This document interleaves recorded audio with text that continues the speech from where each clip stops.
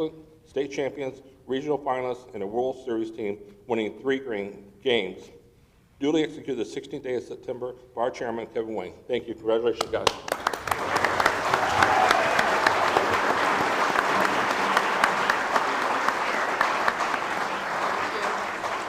Congratulations. Congratulations. Good job. One of you guys hold that for the picture when you turn it around. Good job. Howard, you can come up here for the picture, and here's the rest of the team. No problem. Coach? Good job. Congratulations. There you go. This is for the rest of the team there. You guys get it here for a picture.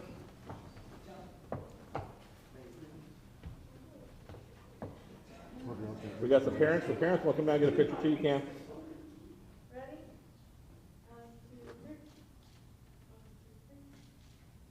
Thank you. Good. Thank you. Thank you.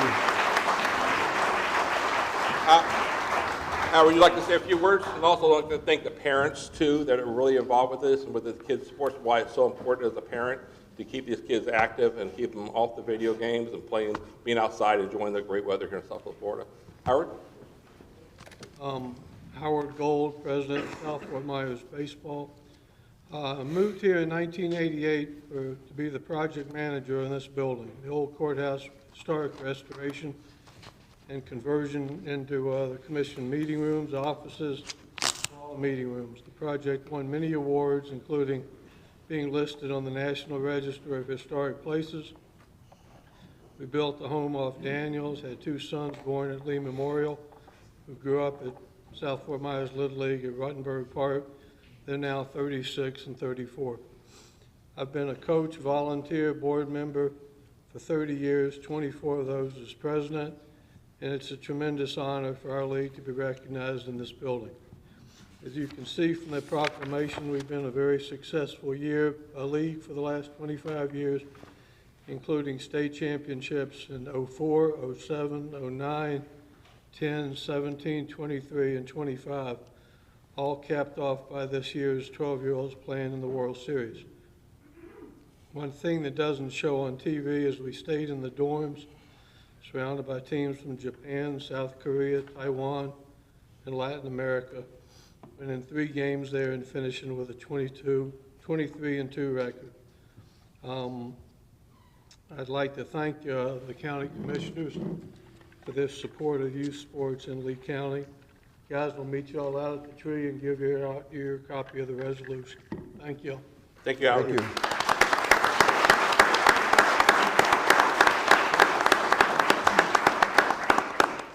Congratulations, team. Keep up the good work. Great job. Thank you, Chairman. My pleasure.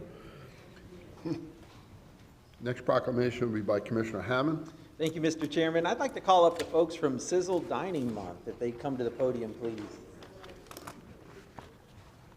Hey, good morning. It's my pleasure to be able to read this proclamation into the record, and then we'll take a picture afterwards, and then I'll have you say a few words for the audience here. The proclamation reads as follows: whereas Sizzle Dining, a nonprofit 509A2 supporting Southwest Florida restaurants, the tourism industry, and elementary school students, is celebrating 9 years of boosting our local economy while benefiting area causes. And whereas Sizzle Dining champions 127 local restaurants, their staff, and their communities by promoting a Dine with Purpose fundraiser offering special menus during Sizzle Month from September 3rd through September 30th. And whereas Sizzle Dining helps servers earn more to feed their families, allows dishwashers to get more hours, increases sales for the local produce farmer, and more. And whereas Sizzle Dining provides valuable support and funding to Blessings in a Backpack of Southwest Florida, which in turn provides food and nourishment to elementary school students throughout the school year. And whereas Sizzle Dining has made a positive impact on Southwest Florida's community, helping to drive foot traffic to local restaurants during September, a traditionally slower time of the year for hospitality, while giving back and helping to ensure children don't go hungry.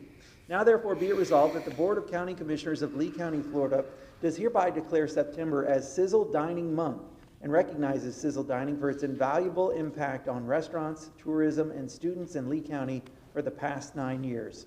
It's signed this 16th day of September by our chairman, Kevin Wayne. Congratulations.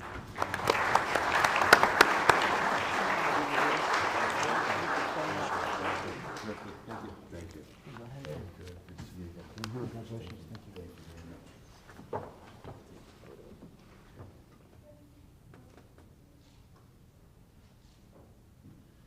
Guy, would you say a few words for us? First.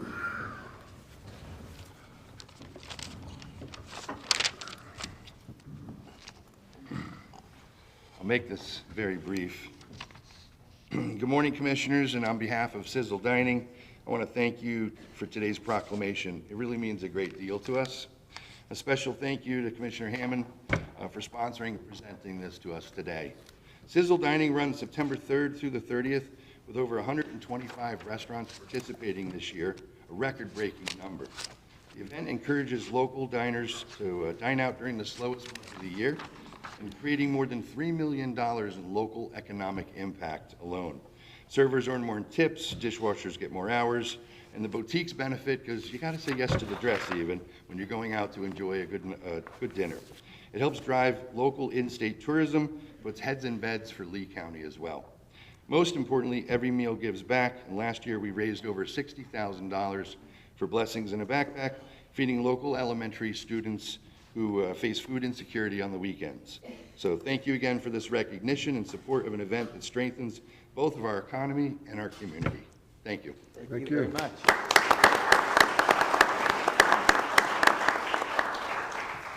And the third and final proclamation is read by myself. It's for Lee Health. Anybody here from Lee Health? Of course there is.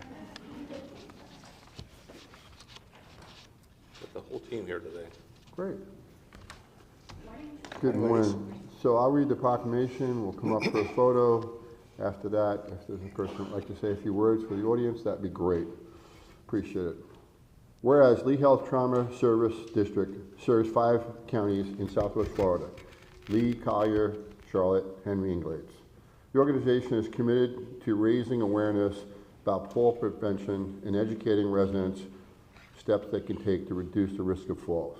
This initiation involves collaboration with various stakeholders, including the Florida Department of Elderly Affairs, the Florida Department of Health, the Florida Statewide Falls Prevention Coalition, as well as agencies of aging, law enforcement agencies, and fire departments. And whereas injuries and deaths from falls are preventable, falling and the fear of falling can lead to depression, loss of mobility, loss of functionality, independence, and whereas fall prevention education serves as an essential step in enhancing the awareness about the prevention of falls among the elderly and ensuring safety, cost-effective home modifications, and community strategies to improve safety and lessen the likelihoods of falls and debilitating injuries.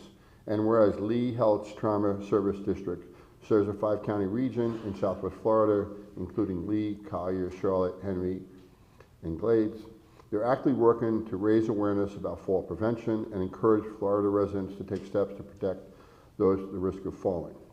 To achieve this, they're collaborating with multiple coalition partners, including the Florida Department of Elderly Affairs, Community Lifetime, the Florida Department of Health, Office of Injury Prevention, and Florida Statewide Falls Prevention Coalition.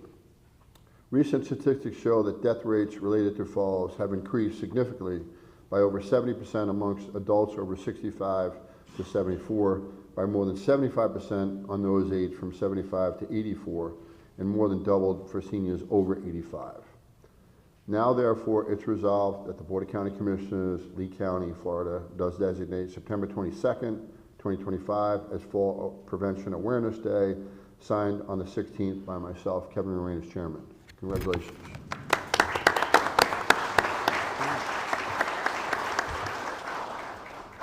Who would like the proclamation?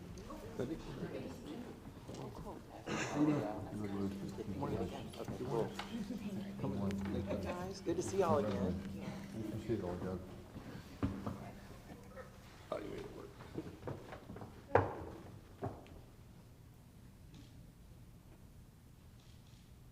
Thank you. Thank you so much. No problem. We'll work on this. Someone going to say a few words? Wonderful. Yes. Thank you. Well, thank you for this proclamation on behalf of the entire trauma team and the trauma hospital, really. It's really important to recognize, falls are the #1 leading cause of patients coming to a trauma center. And it's not just here, it's in the entire nation.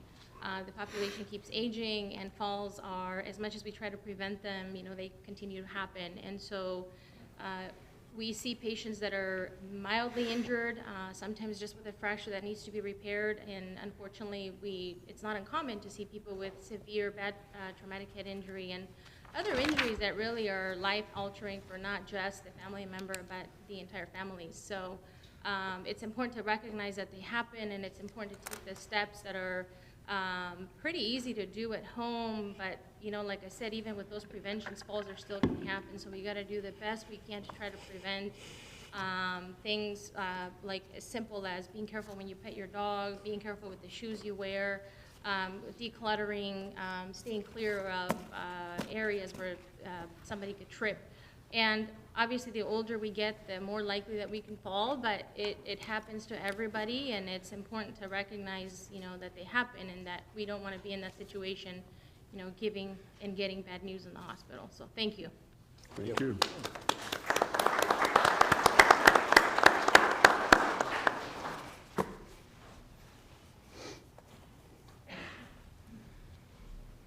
Thank you, sir. Okay, now we'll go on to the recap. On the recap, we have a couple items that will be pulled. Also C6, award of demolition unsafe structures requested by the county. Just some revisions, some minor changes in the text. I don't see anything else that we need to deal with.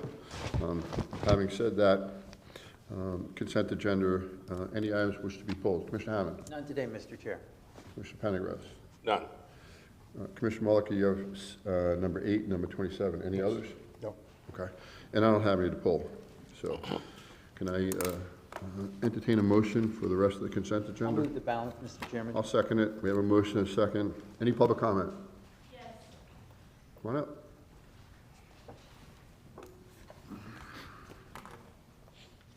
Good morning, Commissioners. Marcia Ellis for the record, and I'm commenting on item number 10, which is the dedication of the conservation easement associated with the proposed advanced wastewater treatment facility in southeast Lee County. Gentlemen, if I will point out how many times this piece of property has been dedicated for various projects and put into conservation easement over and over and over again. It's been a mining conservation easement that Lee County was charged of upholding that covenant along with the Army Corps as proposed in the item today, and that did not happen. Let me also say that those wetlands are part of the Western Slough system, and that slough flows 4,000 feet onto my property. So my address is 17850 DeVore Lane, Fort Myers, Florida, 33913. So I have trusted that the county would uphold their commitments to Conservation 2020 lands on which this property adjoins and went through an interdepartmental swap to change changed it from conservation to public facilities. And I am also going to say that I trust the county to uphold their conservation easements. I think it's very important that there be accurate record keeping that reflects conservation lands that are dependent on these covenants being upheld, as well as all of the investment of our public monies and our local monies in modeling. And that modeling is dependent on those conservation easements. And so if you think that your models are accurately reflecting the flood risk that you're asking property owners to take on that live in this community by changing and rededicating over and over again the same parcel, they aren't accurate. We can't count on those models that assess our risk to truly reflect the risks that are being taken on. And I ask that the commissioners think very carefully, and the staff think very carefully about the implications that are associated with your management of conservation lands and easements. Thank you. Thank you. Any other people would like to speak about the items we just moved forward for the consent agenda? Seeing none, I'll close public comment, bring it back up to the dais. Any other conversation? I'm sorry. The Boca Grande Parking Committee, I want to speak to. Number 8. We pulled number 8, pulled that's that, gonna be we'll talk about pulled, that. so. We're gonna pull that We're gonna separate. pull that, we're gonna have a separate discussion. That's not part of this motion. You have anything else you'd like to say? Okay, thank you. Anybody else would like to speak on the items that we've actually moved forward for the consent agenda? We have pulled item number 8, which is the parking panel, and we've pulled item number 27, which is beach funding. Those 2 items are talked about. I think I turned the card in, but I kind of want to touch on the same thing Marcia touched on. Feel free to, Bill, your card said you want to talk about our proclamation number 1. We generally don't take public comments on proclamations. All right, well, it ties in. What item though? I'm sorry, That's okay. my clock has started, so I'm going to get started. Back on what Marcia Ellis had said earlier about the Conservation 2020, I live in Bonita Springs, and the DRGR is being bulldozed and, We have item number 42 on 2020. Is that what you want to all talk right, about? on 2020, what I'm saying is, there's only $30,000. Bill, if I may, Understood. we're going to take item 42 up in just a minute, and that's when it would be appropriate for you to talk about 2020, because that's actually the item about 2020. We're talking about the water treatment plant right here. Okay, Yeah, it's, I mean, if, will I still have my 3 minutes? yeah, you Sure, will. you're going to start Yeah. all over, Bill. All right, Just- I'll take a seat. Look forward to your comments. Thank you so much. Any other public that would like to speak about the items we've actually moved forward for the consent agenda? Not the items we pulled. Okay, I'll close public comment for the 3rd time. Any other discussion? Anyone opposed? Motion carries unanimously. Let's go to item number 8. David, you pulled it. You're up. Okay, thank you, Chair. So this item is regarding the Boca Grande Parking Committee, and this was brought up in our August 5th meeting, and I wanted to make a motion to approve this item subject to some revisions as follows. Under A11, I would like all 5 commissioners to each be able to nominate one of the committee members as county commissioners. I'd like to have the at-large seats be considered to be dedicated, one of the seats to the churches and one to the chamber, so that we have a diverse panel. I would like each of the commissioners to be able to choose their own nominees for eligibility for their own reasons as commissioners. I would like D3 and G1 for advertising to be advertised in the Beacon and the News Press. And I would like under F2 for a vote of their board to be a supermajority requirement to come to us so that we have a fairness across the board. That's my motion. I have a question, just to clarify. You said all 5 commissioners are 7 seats, so So each of us, each district would pick one person each as we do. and the other one 2 month. seats, would that be done by the chair or the vice chair, get 2 seats as we do in other committees, or does this? It's actually spelled out in the backup, in the Okay. administrative code. Based upon his changes, I was just seeing what his changes were. You said A1A, and I was trying to follow that. Yeah, so the District 1, the rotation of the choices of those 2 seats, I was just proposing the eligibility for the at-large seats might be considered to be where as we do at other committees, where the Chamber of Commerce may have put up their own nominee, or the churches may have a representative from their industry to be considered to be at-large seats. And the chamber could be a business owner then, correct? Yes. Okay, I'll second the motion. I have a motion and a second. I have public comment. Robin Wilkins. Robin, are you here? Yeah. Great. Followed by Gary Cross. Good morning, Commissioners and members of the community. I do question why you're actually voting on a parking panel today here, when supposedly the time might be more of value if we looked at interlocal agreements versus voting on this parking panel. The parking panel in the past, for some unknown reason, an abrupt resignation. 5 people resigned abruptly about a year or so ago. We've had numerous ordinances in the past, whether there were parking panels that addressed during those ordinances. Positive things did come out of those ordinances in the past. I mean, it was parallel parking versus angle parking versus the removal of illegal and unpermitted landscaping, which did provide 428 additional parking spots. But of course, encroachment comes back after 20 years. Now here we are again. Whatever happens in the outcome of this, I expect we'll be back here again at the drawing board probably 20 years from now, if not sooner.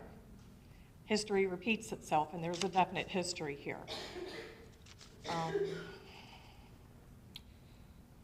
The current ordinance, there was no consideration of impact to the island and the neighboring communities. There was no consideration for the historic relationship between our counties for decades. There were claims of public safety, traffic, noise, trash. There was no study for public safety. There was no study for traffic. There was no study for business impact. The business impact actually said not applicable and zero impact. Well, we've seen that to be totally untrue. Yet alone, the price of thousands of signs, 500 signs, however many, signs everywhere, signs, is what Boca Island's going to look like, which is going to look trashy, to be quite honest. There are numerous interlocal agreements currently between Charlotte County and Lee County, neighborly agreements, historic neighborly agreements. The Cape Hayes Peninsula and Charlotte County residents have always been respectful, supportive, and neighborly. Our interlocal agreements promote this and support it. We are neighbors. Charlotte County residents are there for your children, teaching them in the Charlotte County schools. Charlotte County residents support the Boca businesses, as currently the Boca businesses are seeing that for sure. Charlotte County residents are employed on Boca Grande. You're hurting families in Charlotte County with this ordinance. They work in your shops, they work in the stores, they work in the resorts, they work in the homes of Lee County, Boca Grande residents. Thank you for your time. Sorry your time is up. I didn't pay attention to my lights. Sorry. Historic neighborly relationship, now that is worth preserving. Gary Cross?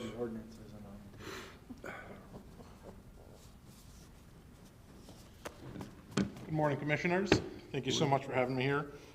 I just wanted to speak briefly on this. I'm here to ask you guys to reconsider the structure of the parking panel.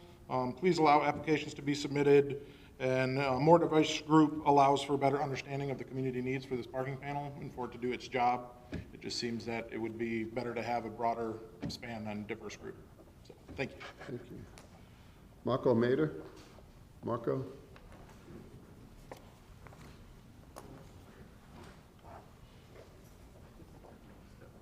Followed by Bart DeFristano.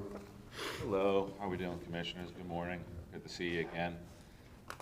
It's been a journey getting here. We heard late of this parking panel through the Boca Beacon, and we'd like it to be fairly represented. And being a owner of a business on Boca Grande, in the height of season, we probably see 1,000 people a day.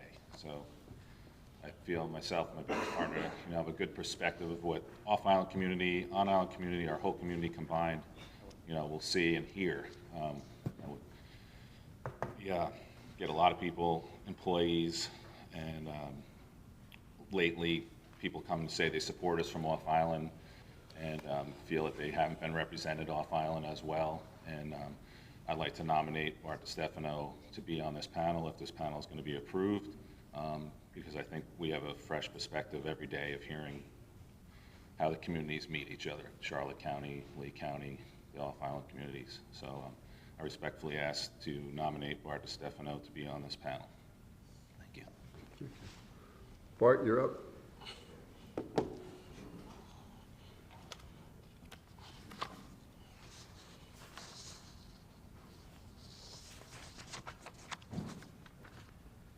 I'm Marco's business partner at South Beach Bar and Grill, and I'd like to offer my services to serve on the committee. I don't know whether this has all been finalized. I really don't understand the procedure, but I'm a graduate of New York Law School. I'm a member of the bar in the state of Connecticut. I moved here 20 years ago. I haven't practiced law in a long time. I'm in the restaurant business, And we were wiped out 3 years ago from our location on the south end, and we opened temporarily downtown, Mimi's Third Street Grill. And so I think I have a perspective of the downtown issues and the issues at the southern end of the island, the parking. You know, during busy season, we have 800 people a day walk through our place. You know, in the off season, less, but we're there all year long. We never close.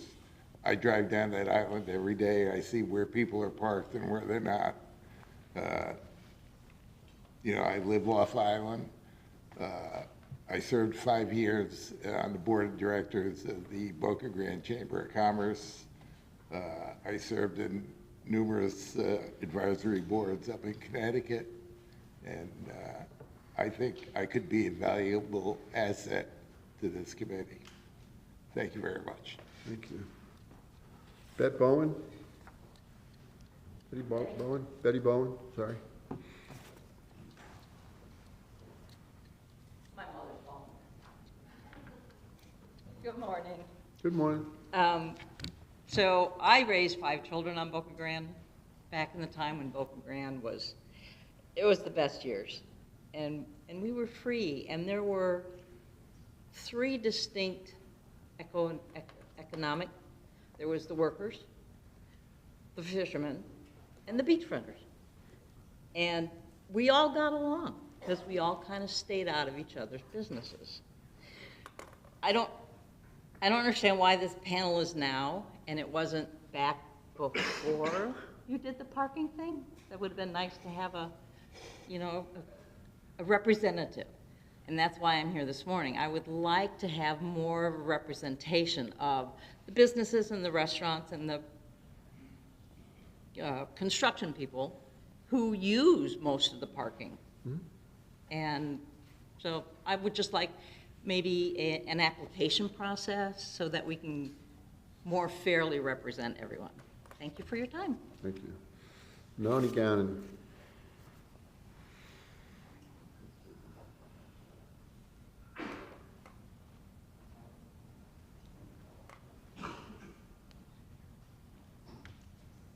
Good morning.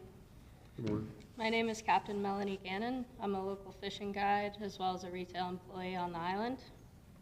On behalf of the captains and youth that are the future and backbone of this community, I strongly encourage you to rethink the proposed parking panel. There are still families that live and work on the island that laid the foundation for small business and the celebration of fishing for over 100 years. There is a history of community that is being pushed aside for short-sighted personal gains. The proposed parking panel does not represent the Boca Grande community. This panel must be amended with applications submitted from every facet of our community. To passively appoint a panel consisting exclusively of those who drafted the new parking ordinance is far from an example of democracy. Thank you. Thank you. Any other members would like to talk about number 8, the Boca parking panel? Anybody from the audience? A closed public comment. I'll bring it back up to the dais. I do have a couple of comments and just from some things to clarify the record. First and foremost, there used to be a parking panel. It was not appointed by Lee County Commissioners. It was basically worked with Commissioner Manning, and there was not any public meetings. There's no public minutes. People were not allowed in the meetings. So it really wasn't what we'd hoped to a parking panel to do. Secondarily, I'm not going to support the changes because fundamentally what I've always respected about everyone up here, we do run at large, and I respect that. But we all have a district, and we seem to concentrate on a district. And I don't know why, but my district seems like it's not something I could concentrate on. Seems like I've been up here on this dais. Many issues that come up at Fort Myers Beach. I've heard it's my district. Commissioner Hammond has certainly talked about North Fort Myers being his district, Commissioner Pendergrass. But this is my district. We appoint people to many other commissions. We do it without any type of, it's your district, you appoint the people, not unilaterally across the board. So I struggle with that. Secondarily, we only have 4 people here today, and this item has been with a lot of conversation, and I would certainly like to have a 5th person here to try to have this conversation, but those are my issues on the record. Any other comments? As far as the district comments, I understand you, this is obviously something you've been involved with for many years, and I used to go to those parking panel meetings in the rec center on Boca Grande a couple of years ago, but as far as the district goes, I don't know of any committees in my district that I would appoint all members of. For example, if you really want to look at it from an authority standpoint, the Port Authority, RSW, is in my district, and since it's separate from the county charter, if you actually look historically, the creation of that Port Authority, I technically could appoint all 5 or 7 appointees of airport management, nor would I ever want to. I think it's a county-wide issue that we should have a voice. And I think in this most important thing here, to get through this process, I think the perception is out in Boca Grande, what I'm hearing from the residents and business owner chambers, that there's been no really, I guess there are always people who use the word transparent, which I know we're transparent, everything is on our website and everything, but I think more people involved is better to have the diversity of the community, the business owner of the chamber. Me personally, I know you already made the motion, I would have supported making it 15 people like we have on Class Act, 3 people per commissioner, more the better, to have 15 members or 7 members or 9 members from the business community, the residents, because a lot of people out there are part-timers, but to have the business owners we heard from today that are long-term, have a standing there, they should be involved with that, and have all the residents, more the better. I don't see why limit it to only 7 people or 5 people to have that opportunity to sit on this parking panel that everybody's concerned about. So I support the motion the way it is. More the better, I think, personally, but I would support the way it is with 7. It was 7, correct, David? Mm-hmm. Okay. Mr. Chairman, if I may, I think we need to back up just a little bit on the conversation here. What is the vision for the parking panel's deliverable? Like, what do we want this parking panel to do? My vision, and I hope it aligns with you gentlemen's vision, is that the parking panel would be the place where we could make the ordinance better. I think we've all talked about it as we were adopting the ordinance, as we were proposing the ordinance, as we were debating the ordinance. You know, there's room to make it better, to make sure that it does certainly suit the island and the character of the island. And so if that's what the parking panel is for, then I think, you know, I'm willing to have a conversation about how do we compose it in a way that hopefully accomplishes the end goal of making the ordinance better. I looked at the administrative code, and I don't mean any disrespect to whoever wrote the administrative code up, but I didn't think that it made a lot of sense to me to have it written that, you know, you had 5 district appointees, a district 1, 2, 3, 4, 5, and then 2 at large. I like that for the composition of the county commission, but that's different. That's different. I didn't think for this panel on Boca Grande, it seemed weird that you would have a District 4, like North Fort Myers, North Cape Coral representative on the Boca Grande parking panel. That doesn't seem to make sense. And I guess it really doesn't mean that that person would come from my district. It just means that I would get to appoint one person. But I like the idea of some of our panels, our citizen advisory panels, actually come from, they have different requirements. You have to come from a certain background, like maybe somebody from the electrical business, somebody from the roofing business, somebody who's a planner, that kind of stuff. I wouldn't be opposed to the idea of changing the composure of this committee so that it helps us accomplish the end goal where it has a more diverse group of folks from it. You know, got a great email from Sandy Stillwell, who has a restaurant out there. I'd be happy to get her on the committee somehow. I think she'd be a great voice. She certainly has shown leadership in our community in the past. And so that's kind of where my head's at. So I don't even know if I like what you're proposing, Commissioner. I might even go a different step towards changing it from districts 1 through 5 with 2 at large to maybe actually specific parts of the community so that everybody could be, represented. Like, I like the chamber, and I like maybe a church, and I like definitely the residents have to be represented, right? You know, again, just to add context, because I understand things through context, right? People act, very upset, and I understand why they're upset about this change because it is going to be different from a tradition that has existed on Boca Grande. But I personally like consistency. You can't go to Fort Myers Beach and pull your car off to the side of the road, like up on the sidewalk, and then just grab your beach chairs and cooler and go out to the beach for the day. You couldn't go to Sanibel and just park your car in the median and grab your chairs and cooler and go out to the beach for the day. There's organization there. And I think when you look at the number of units that are coming in Charlotte County, if you ask what's changed, why does the tradition have to change? the number of people who are moving here. We've seen explosive growth both here in Charlotte County. That's what's changed. And so I think it's okay to plan for the future of how this island is going to handle the amount of visitors it's going to see in the future. And that's, I think, what we're trying to do here. We're not really trying to hurt anybody. We just want to plan for the future. A couple of points, I think you made it, and since I was responsible for trying to put this together, I do have a similar vision that you do. I'd like to have a true parking panel that is open to the public. I'd like to have all representation from all different segments, whether it's a nonprofit, whether it's the fishermen, whether it's the business community, whether it's the residents, churches. I mean, I look at it very robust. I certainly find some of the comments that Commissioner Pendergrass have appealing. More the better would be certainly along with that lines. You know, but there was a parking panel, and unfortunately it wasn't very productive because it wasn't open, it wasn't transparent, it wasn't all the things we did. You know, someone that tried to put and work real hard to put this together, I envision trying to have a very, very broad representation. And quite frankly, Commissioner Pendergrass, the more I think about it, I'm more encouraged to try to have a bigger parking panel. You know, I think what we did in August was we put this together and we tried to say, okay, let's put together a parking panel. To your exact thoughts, Commissioner Hammond, to try to tweak this, to make the modifications necessary, to things that we didn't know. I mean, we changed 2 or 3 things the day of the ordinance was put before us. We modified it, we did things. David had a lot of great suggestions, and we did that. And I think that's what would take place. Ordinance is something that are living and breathing, and we have an opportunity to make them better. So I want to try to accomplish all that. That was my vision. I certainly like Commissioner Pendergrass's idea of 15 people. I love the more the merrier. Listen, as far as that's concerned, you know, my concern in general in the specific district nature is, generally speaking, you know, it would be very unusual to have somebody from Fort Myers Beach be on a Boca Grande parking panel. So when I look at districts, we have representation in the districts, and it's not from Boca. Traditionally, you know, in other committees and other things I've done in the past, you generally have to have the connection. You know, we receive many emails from Charlotte County saying they want to be on the board. I struggle with a Lee County board having someone from Charlotte County.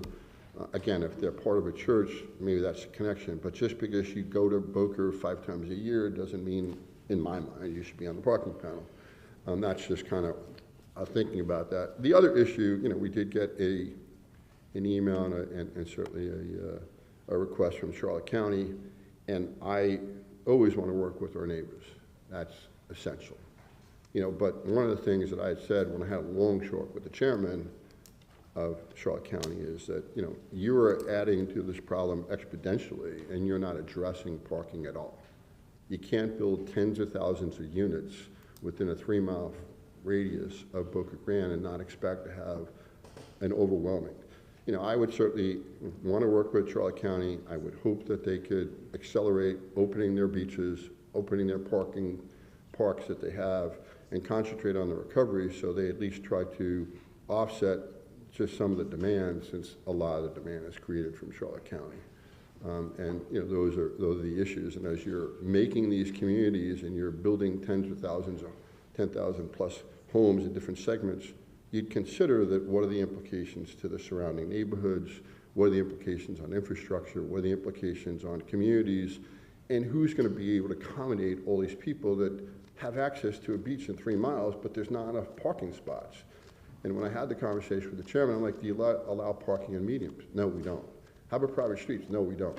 Okay, so we have this inundation and we have people just disregarding. I mean, there's enough videos, there's enough photos of just the denigration that's happened on property, people going in people's yards, people urinating in their pool, people doing even worse things in their pool. Just what has taken place has gotten to the other extreme. So I was hoping the parking panel could certainly tweak whatever needed to be and have a more in-depth conversation. Chairman, if I could, Chairman, as the seconder, I would like to ask the motion maker a question. So my perception of this, and I talked to staff yesterday, was the appointees of the 7 that was approved just now, it was made a motion for, those where I'd be appointing people from Boca Grande that was residents of business. I would not be appointing people from District 2, nor would I want to appoint from District 2. I would be appointing people that are residents of Lee County of Boca Grande. Is that correct? So, thank you for that. I didn't hear that. So, let me clarify. each commissioner would be able to nominate one member of the committee. They wouldn't be residents of our district per se. They would be somebody that would be a stakeholder that would apply for it. So I would propose that we advertise it, put out applications and do the vetting and background checks and normal financial disclosures and all the other things that we do for all the other nominations like we have for other advisory committees, and make it open to the public. I appreciate the clarity. And make sure, so it's all meant to be for the greater good of the Boca Grande parking ordinance, to make it fair and balanced. But it's their stakeholders. But you could, as it was written and presented respectfully, this was a last-minute commissioner item, and names were listed that were all pre-listed. So I'm trying to get back to a balanced approach. But we have stakeholders that could be church members, as you mentioned. You could be a tarpon fishing guide, right? You could grow 5 generations, but you live in Placida. You live there every day. You could be the lady that walks the beach for the turtles every day that we talk about. You could be a nonprofit person, the historical society, the volunteers, or, you know, there's so many perspectives that live, work, and play. Employees of these businesses, you know, can all have input because they live, work, and play there on a regular basis, that can have an opinion to be a stakeholder. This ordinance, as it was written and by outside counsel, as we made very clear, it wasn't our county attorney that wrote that ordinance. It was written by others, and it was a. Could I interject real quick? Yeah. Because I hear that talking point a lot. It was written by others, and when it was presented to me, I'll tell you the truth. This is what was presented to me, that I've been here for 12 years now. We've talked about parking pretty much every single year in my 12 years. It wasn't just last season. It's been an ongoing issue for a long time. Yeah. For the longest time, the churches were on a different side of this issue than the residents. The chamber was on a different side, the business. There were so many groups on a different side. The GICIA had a different position. What I noticed, the Inn had a different position. What I noticed was all of these groups, a lot of them, not everybody, it's definitely not fair to say everybody, but a lot of the groups came together with a consensus around what they called this community ordinance that they had drafted, and they brought that to us. And so that's what we brought forward, was a community drafted thing. It wasn't something, I don't know, that was like a smoky backroom deal. I know it kind of gets that perception, but it was drafted by the community, because one of the things I've said for 12 years is, hey, this sounds like a community problem. Why don't you go build some consensus and then come back to us? I mean, that was the whole reasoning there. And I believe it was a step in the right direction in that spirit, as you mentioned. But we all know that some voices were suppressed, and there's a lot of rumors about businesses being threatened, and other lobbying methods, I'll say, that were used to spearhead this ordinance as well. So respectfully, I'm saying we can take a step back, have a fair and balanced panel, and give all the categories of stakeholders, and have a stakeholder in this. Each of these people that want to apply for this position are going to apply to us, and we're going to nominate who we see fit and bring it back to the board for approval. So we have that vetting process, we have that voting process, open, fair, transparent, for the greater good of Lee County and Boca Grande. That's what I'm trying to accomplish. Would you entertain what Commissioner Pendergrass talked about, having 15 people, everybody point 3?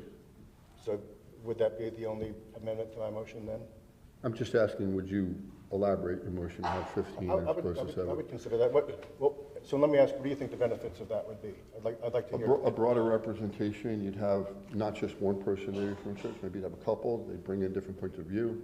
You know, this was put together, and, you know, Michael certainly helped a great deal. I couldn't tell you the number of times Michael was in my office. So there was more than enough county assistance, guidance, crafting. But as Commissioner Hammond said, you know, I've never seen 1,000 people from all different facets of some areas. So to build upon those different facets, I'd like those areas to have more representation, to hear their points of view, because again, you made a great suggestion, the fishing people came up, we made adjustments. Yes.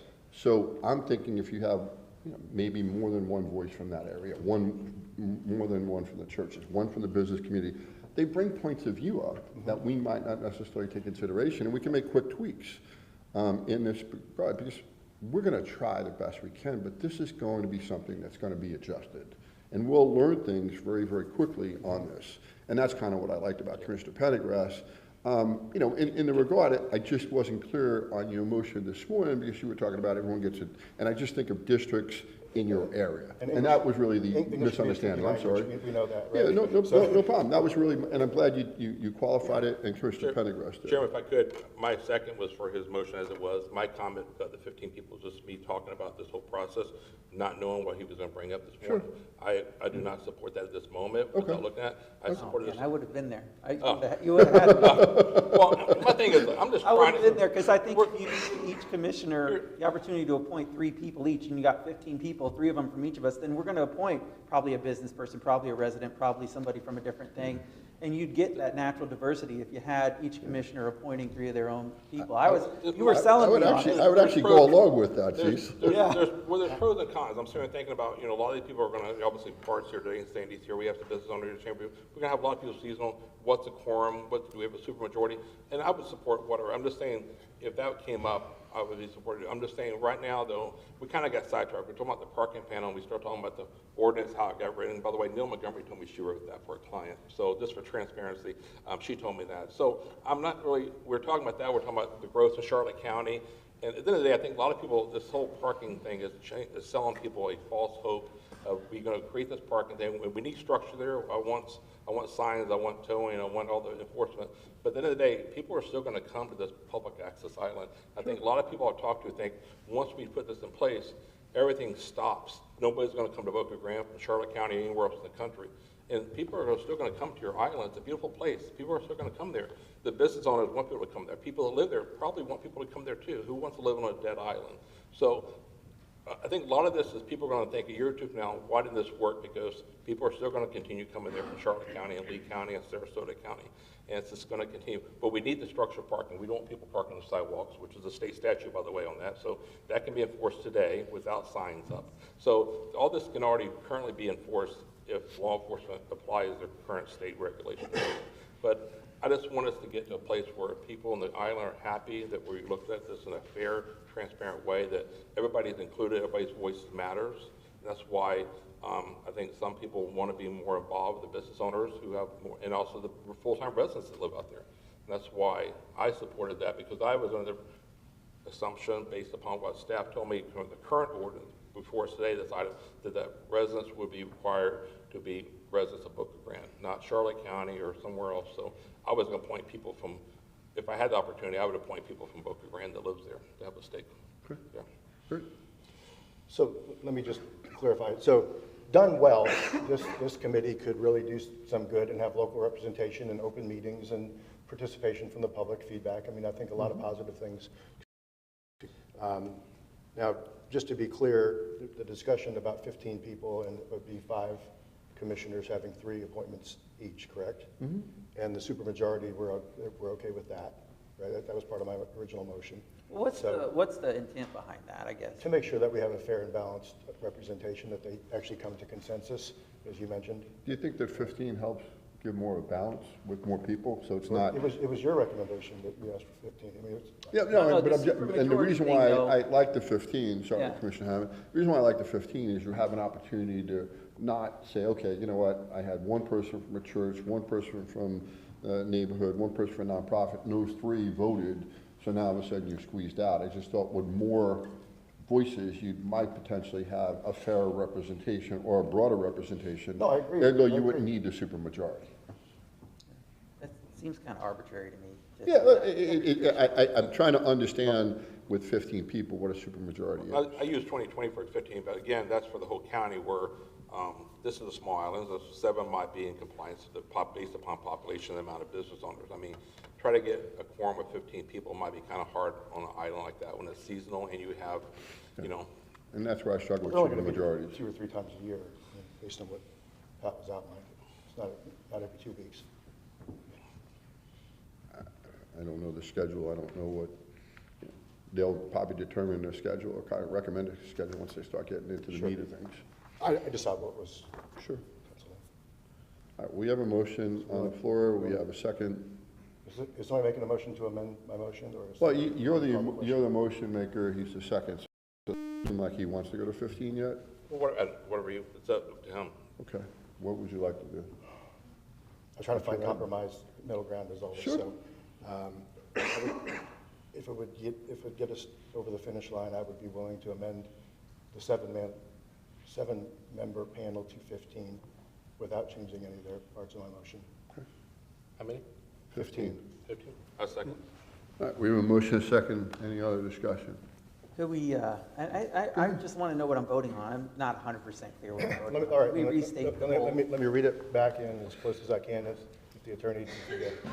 So I would make a motion to amend the structure of the committee to a 15-member panel. Each of the 5 commissioners would nominate 3.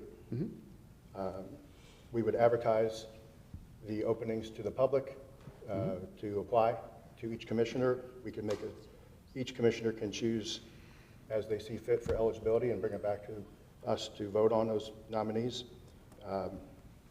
The item D, so that covers A1 and A12. D3 and G1 were that when we advertise something, we advertise both in the Boca Beacon and the News Press, not general publications, so that everybody gets those, and that the panel would require a supermajority to ensure fairness. That's my motion. Second. I have a motion and a second, still a little fuzzy, and probably lean towards having staff Mr. redo Chairman? this, but, yes, sir. If I could, just point of clarification. Wonderful. The administrative code as drafted and contained in your backup material has the criteria that to serve on the committee, an individual must own or lease residential property on the island, or an individual that owns or operates a business on property located on the island in Lee County. Are you changing the membership requirements to serve on the committee? Yes. I specifically did that because I want the opportunity for all these other stakeholders that I mentioned, as we talked about, a business owner, employees, church people, fishermen, we're county commissioners, and we can appoint who we think is a vested stakeholder. Sure, and Mr. Chairman, please, I'm not questioning that, I'm just seeking clarification. Do you want to maintain the ties to the Boca that currently exist, so that they would have to be a resident, maintain a business or an employee or a church on Boca in Lee County? No, I mean, just like the gentleman that owns the South Beach Grill, he's there every day, all year long, but he happens to reside. But he would be. He owns or leases. But he owns property. Owns the property of the business. Yeah. I just wanted to clarify. I think the county attorney is trying to have a connection to Boca, other than just that you go there 4 times a year. So if it's a church and you live in Charlotte County, but you're a big part of the congregation, you're an applicant. If you're a business owner and you live in Charlotte County, but your business is in Boca, you could apply. So do we need to define stakeholder then? Because I'm trying to broaden who can apply as a stakeholder, and I trust my team's judgment when they make those applications and want to make a motion to appoint somebody, that they've already vetted those ties, or else they wouldn't bring it forward if it was the dishwasher on Fort Myers Beach, so to speak. I mean, they're going to have a tie. Mr. Chairman, Yes. in order for it to be binding, we would need to include it in the administrative code under the membership criteria. Okay.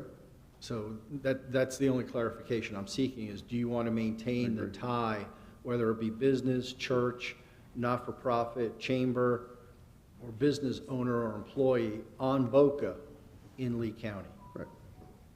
Mr. Chairman, if I may, I agree with the language our county attorney just read. Absolutely. It seems to really capture anybody who could be a stakeholder. So do I. Well, then maybe if I can, so just to make sure we cover these other categories in case we missed, we don't want to inadvertently overlook somebody who could be a stakeholder. So I specifically want to include the members of the churches, the nonprofits, could be a volunteer of these organizations, you could be a wildlife person, you could be a stork person, a fishing guide, a fishing industry. So it would broaden the definition of those tie-outs to Boca Grande proper in Lee County. They would be a related, interested party. So if we need to define what a potential stakeholder is, I'm happy to broaden that definition, but I don't want to narrowly restrict it unintentionally. But we want to maintain the geographic limit of Boca in Lee County. So the stakeholder category would still be as you've enumerated, but we would also maintain the geographic limitation of. And you have to be a stakeholder on Boca in Lee. to interests on the Lee County side of Boca Grande. Got it. But for any and all applicants that would fit that grid are welcome to be nominated or apply. Thank you. Thank you, Mr. Chairman. So are we clear?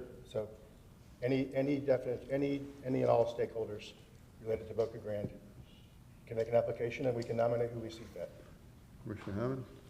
I'll amend that. I felt more comfortable with the way that, our county attorney laid it out in the ordinance, that, I mean, so that covers such a huge swath, that you're a resident there, that you lease property there, that you own a business there. I mean, could you read that definition again, Richard, that was already existing? Scary, because I'm going from memory. But it was not-for-profit, church, chamber, or... No, the one that actually is in the ordinance. Currently in the ordinance? Currently, currently in the administrative code that we're voting on today. An individual must own or lease residential property on the island within Lake County, or an individual that owns/operates a business on property located on the island within Okay, so Lake pause. County. So that person could own/operate a business and live off island, but because of their stakeholdership of owning/operating a business, they could be eligible Mr. for the Chairman? panel? Yes, sir. Okay, all right, go ahead and continue. That's all that's currently contained in the administrative code. And that business draft. could be a fishing charter? Absolutely. That Yes, business sir. could be a restaurant? Any lawful enterprise. I really feel like that language covers it, but it keeps it tight to people who are stakeholders of Boca Grande. I agree. That's what I was referring to earlier. So, If you're a fishing guide, you may not have a homestead or a business that's located there. You might have a kayak business that you go to the customers there. So you may not have a business that is existing on the island. So you don't have a business license to operate on Boca, but you're okay to do business on Boca? If you're a fishing guide, you're open to the territories of... I mean, all due respect in that scenario, and I understand that's a legitimate scenario that absolutely can happen here. Just all due respect to that scenario, that person, that fishing guy could absolutely testify in public comment to the panel and talk to and try to win over people on the panel to change policy that helps him out. And by the way, These you'll aren't remember, policymakers, we're policymakers. so the whole point of the panel is to make a recommendation on policy to us, right? Correct. So they are going to be, in effect, some sort of a policy recommendation maker. But it's... Mr. Chairman? Yes. If I may just direct your attention back to the drafted administrative code. We currently talk about an individual that owns/operates. We would read the slash as and/or. So therefore, it would own and/or operate a business. So that would reach your kayak individual who's operating a business. Even if they're just bringing their kayaks to a launch facility, they are operating a business within our definition. Okay. Thank you. Well, that's helpful. Okay, I mean, do we, as far as the nonprofits, the volunteers, these other categories, does that all tie? Or can we just add the churches? Can we just? Those mind just have to putting be those added. words? Those are not currently contemplated in So the which one do I need to administrative add? code as drafted. Nonprofits and churches need to be added? Yes, sir. Okay. And employees of these organizations or volunteers? Would also have to be added. Okay. Employees, volunteers. How about the wildlife or historic? I guess historic would be the charity, nonprofit. The wildlife, the turtle. We would, Mr. Chairman, we would consider them to be nonprofits. That goes in nonprofit. Okay, so we're covered. Business owners, operators, residential owners or leasees, nonprofits, churches, and employees of a business. Is there anything I missed? Okay, then I'll accept revised as noted. Have a second? yes, second. Any other comments? Are you going to support it, Chairman? Huh? I said, are you going to support it, Chairman? I don't know. I feel like we're close enough. Listen, I love the conversation that took place. I love the compromise. Yeah. So, it's certainly, in politics, it's as far as we're going to go, so I'm okay with it. Yeah, all right. I'd just like to say, we're all trying to get this thing placed. Absolutely. We're all showing that we can. I think that's important. At the end of the day, we want structure, we want compliance. To hear, I can't imagine in my community or this community having people parking in front of my driveway, using my pool as a restroom. parking in front of my house, blocking my driveway. I could not be tolerated anywhere. So I think but just for the people that are having to deal with that today, because right now nothing's in place yet on the island, there is state statute, like I said earlier, for parking on sidewalks, and the chief of samples here can quote me on some of the statutes, but people trespassing in your yard on the restroom, 81009, trespassing, there's we don't need signs or parking panel to enforce the current issues that's going on in Boca Grande. So it can be enforced today as far as parking on the side of the road, in the median, the sidewalks, everything's under state statute now. They can be enforced if there's effort to do that. So just for the residents now, there is compliance, there is need compliance and enforcement up there now. Great, I mean, enforcement certainly needs to be really upticked. I think it's great dialogue. I think we all show that we care. We're passionate about this issue. We want to help solve the problem. So respectfully, I'd like to call the question. We have a motion, a second. Mr. Chairman? Yes. I apologize, just again, clarification. So the other aspects of your motion would remain in place and on the table, that being supermajority and the advertisement? Yes. Wanted to clarify. Thank you, Mr. Chairman. We have a motion, a second. Any other discussion? Anyone opposed? Motion carries unanimously. Thank you very much, Thank you, gentlemen. gentlemen. Appreciate it. Item number 27, David, you're up.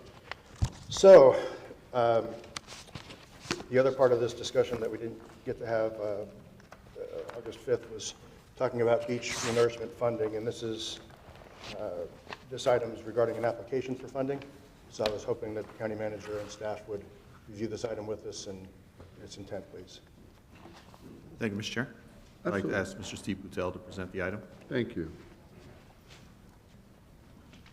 Morning, Steve. Good morning, Commissioners. Yes, so this item is a resolution. The resolution is a required component in order to apply to the state beach funding program. So what will happen, just to kind of clarify that process, where it goes forward from here, right now, it's not about dollars at all. It's about where you rank competitively against the state set of projects requesting beach funding. The DEP will take that list and they will compile it in rank order and submit that to the legislature as the local government funding request. And then when the legislature acts on that next session, generally they start out with about a $50 million mark. And when that all gets finally adopted and the budget passes, they'll have direction from the legislature, DEP will, to fund that, and they'll go from the top as far down that list as they can go. So the resolution right now gets us in the game.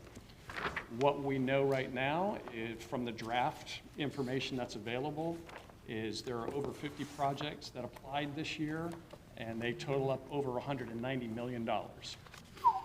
So until we see where we rank in that list, the DEP probably won't do anything additional until we get further down in that process. Then at that point, they would reassess what's your public access criteria, what does that mean for cost sharing percentage.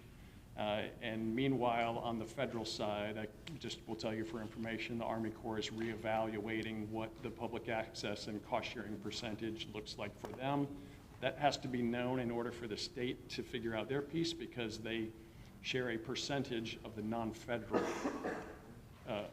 portion of the project. So lots of moving pieces, but this resolution just lets us get in the game. So thank you for that. Did you say the federal dollars are in flux, the program rules right now, if I heard you correctly? Yes, sir. The Army Corps, after the passage of the ordinance, requested information on that, and they are currently evaluating their cost-sharing appendix, which looks at beachfront parcel by parcel and looks to see if there's public access and parking associated with that stretch of shoreline. That is a component that's required in order for them to make that eligible for cost sharing. They're evaluating that right now. So just to tie this out, you gave us an email about a month ago regarding percentages that may share or shift based on public access. And if we're trying to compete against $200 million worth of projects to be in the top 25% of them, restricting public access to the beaches is probably not going to help our score. Interestingly, the public access is not a component of scoring. So right now, the competitive scoring will be based on things like economic impact, which they measure based on sales tax revenues and tourist tax revenues, property values that are protected by the project, readiness to proceed, whether or not there's a federal partnership that helps to leverage dollars. There's nothing in the scoring. It's more of a technical ranking, and public access is silent in this step. So in this email, you said there was the cost sharing on this $120 million project might maybe have a negative impact of somewhere in the neighborhood of $4 million, as I recall, if I'm reading that correctly. We have had a lot of assumptions built in there. There are a lot of moving parts still. Obviously, we're going to look at every way that we might qualify for both federal and state cost sharing. So it's really too early to know what that dollar might look like. There will be some impact, hard to quantify right now. I'm just asking you to share with the public what this impacts of this might be that you shared with us in this email. Can you just broaden that up a little bit? So based on the assumptions in place, when that email was put together, it was about a $4 million difference. I will tell you that since that email was put together, we have more detail based on the parking. We have more detail on what might also qualify for public access. So I can tell you that number's not correct. That would be on the high side. Okay. But we don't know yet what the real number will be, and we won't know that for some time. Thank you. No, I support applying for the process, and I would think that when you're looking for public dollars and you're lobbying for public funds, they're going to want to make sure that they benefit the public the broadest. So thank you for that. Item number 27, we okay to proceed forward? Yeah, I'll make a motion to approve. I'll second it. Motion is second. Anyone like to talk about item 27 from the public? Come on up.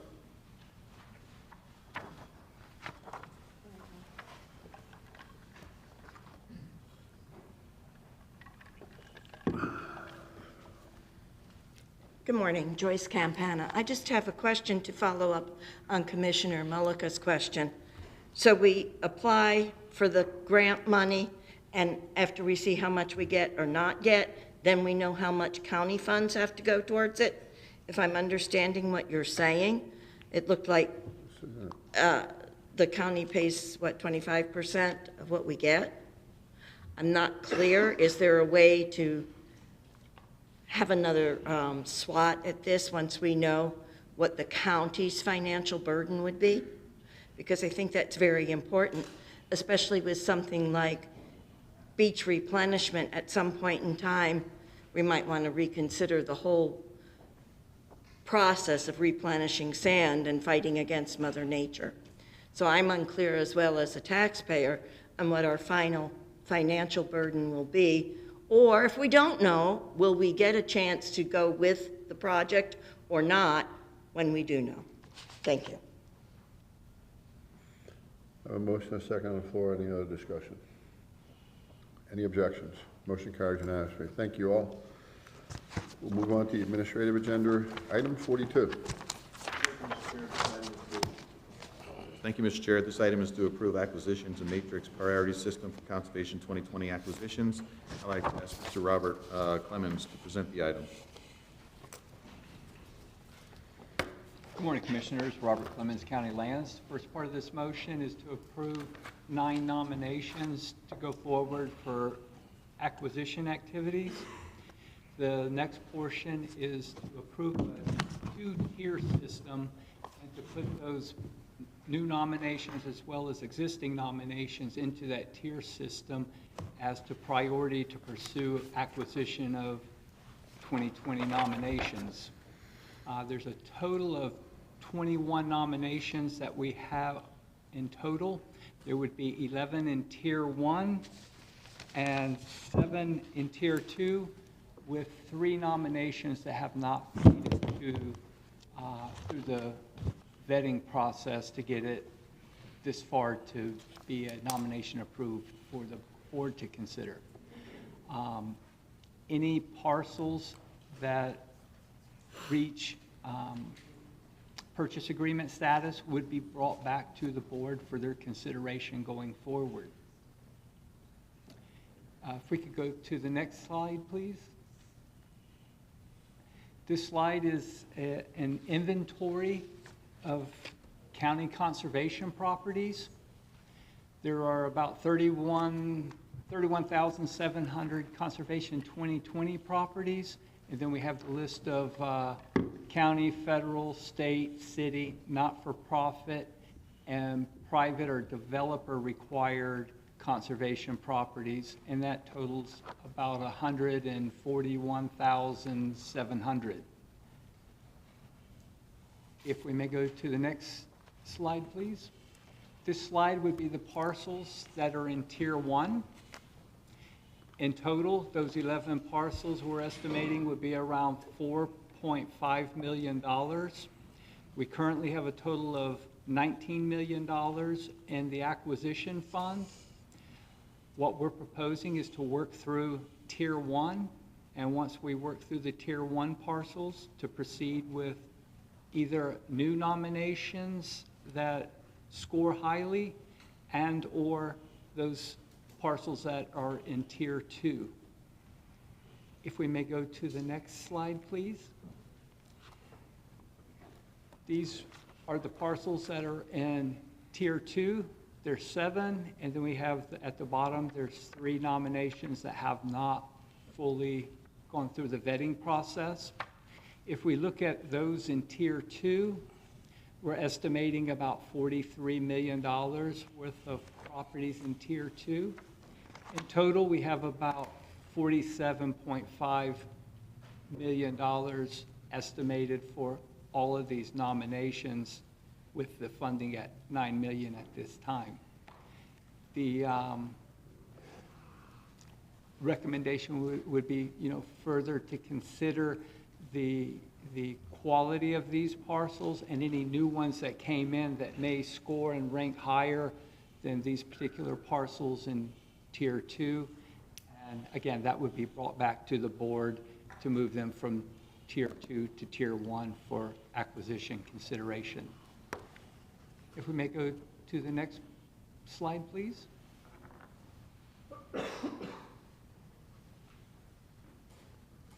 As kind of an overview where we stand with Conservation 2020, it began in 1996. To date, we've acquired 31,700 acres. We have spent over $407 million on Conservation 2020 land acquisitions. In that, we've acquired 173 parcels, 52 preserves have been created, and to date, the maintenance and management cost of these properties exceeds $70 million. That's all the slides we have. Any questions? Questions for Robert? I have a couple of questions. If you Go don't ahead. mind, please. The $70 million is on top of the $407 million? Correct. And that's lifetime expense? In total, we've spent over $477 million on Conservation 2020 to date. No, it's $500 million. That's a lot of money. I question. We have limited funds in this account. We're getting lots of emails about this, and I want to make sure we all support 2020 and want to be judicious with our money. I just personally don't understand how a project that scores a 23 can be called a Tier 1 project. It's a little fuzzy for me. Can you help me? Let me go see where this particular parcel is. I'm not picking on that one parcel. I'm just saying in general, wouldn't all the other ones on the list ahead of that were 79, 80, 100s? In that particular parcel in general, that's a parcel that has native vegetation. It's within a preserve that we have. It has been a troubled area because we've had to coordinate with property owners as to access. And by buying this parcel, it's an infill parcel that will relieve future potential development to allow us not to have, future issues with encroachment and issues such as that. So to that end, sir, respectfully, if it's good for us, how can it only score a 23? Wouldn't it, if it's good for us, wouldn't it score higher? Because it's a smaller parcel, it's about 10 acres.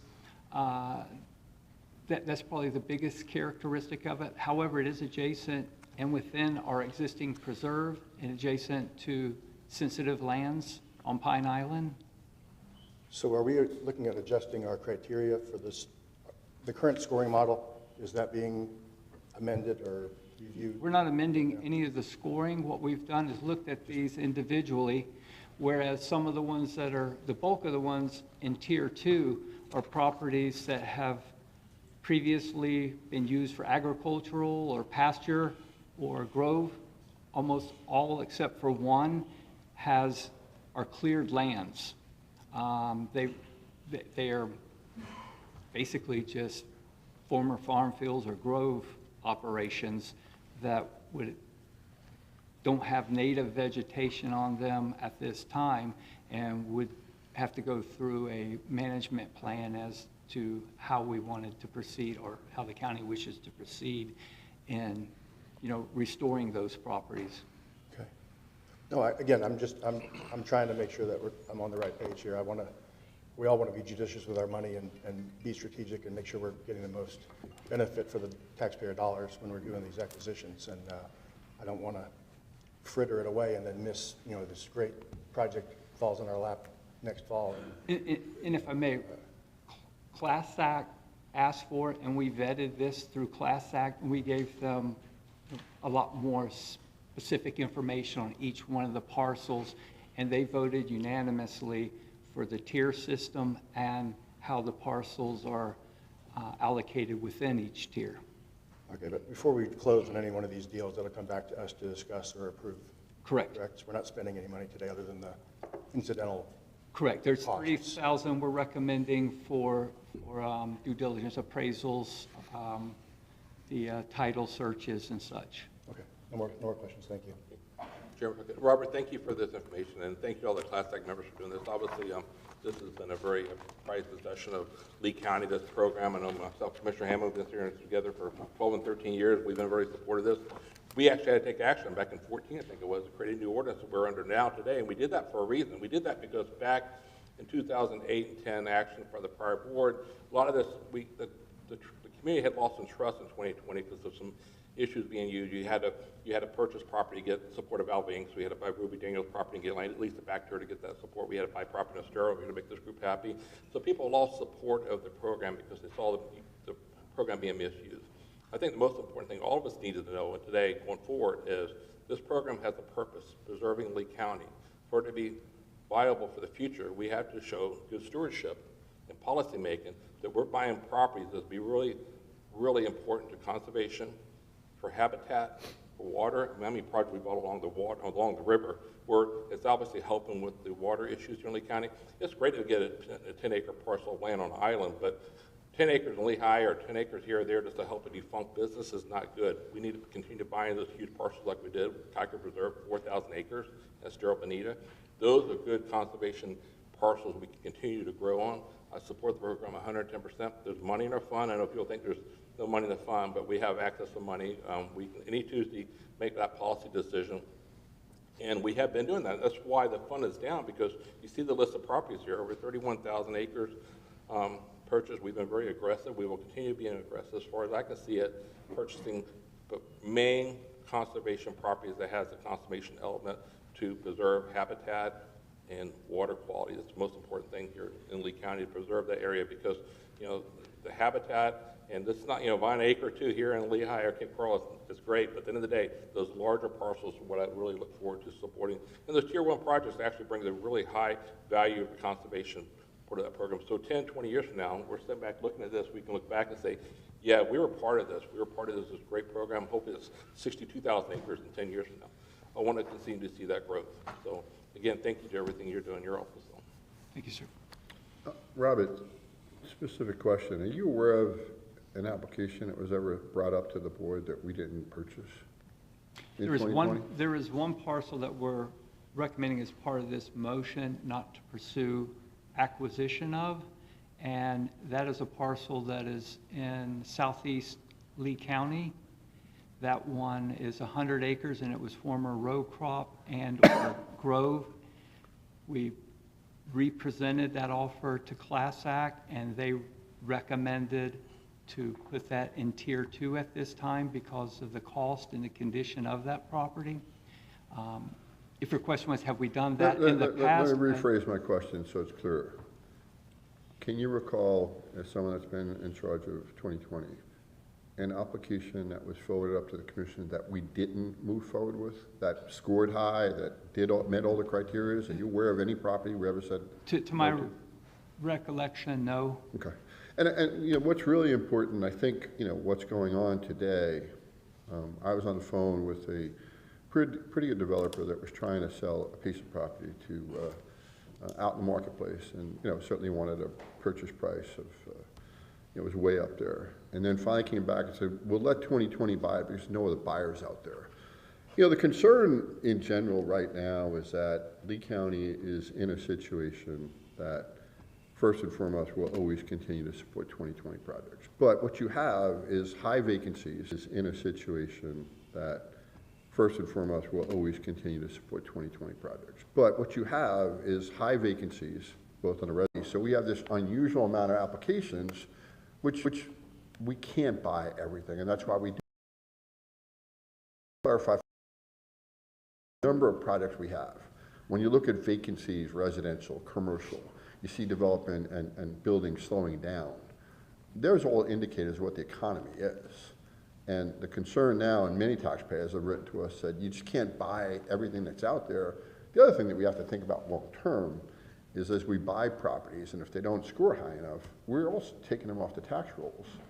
And I think the intent is to try to preserve property, to try to make sure we take care of 2020 pieces, but all pieces just can't be applied by 2020.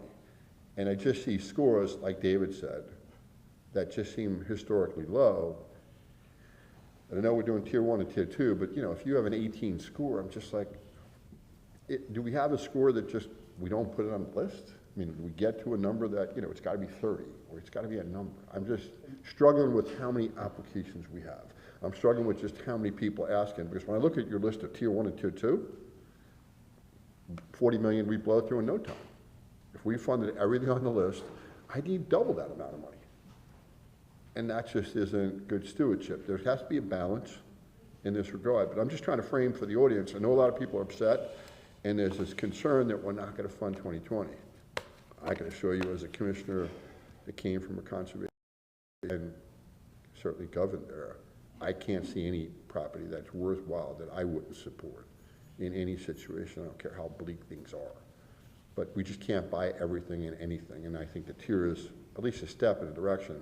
I would certainly continue to challenge CLA to see if there's actually a conversation, not even to put it on Tier 2, because it just seems like we're accumulating a list that just is never going to be able to met.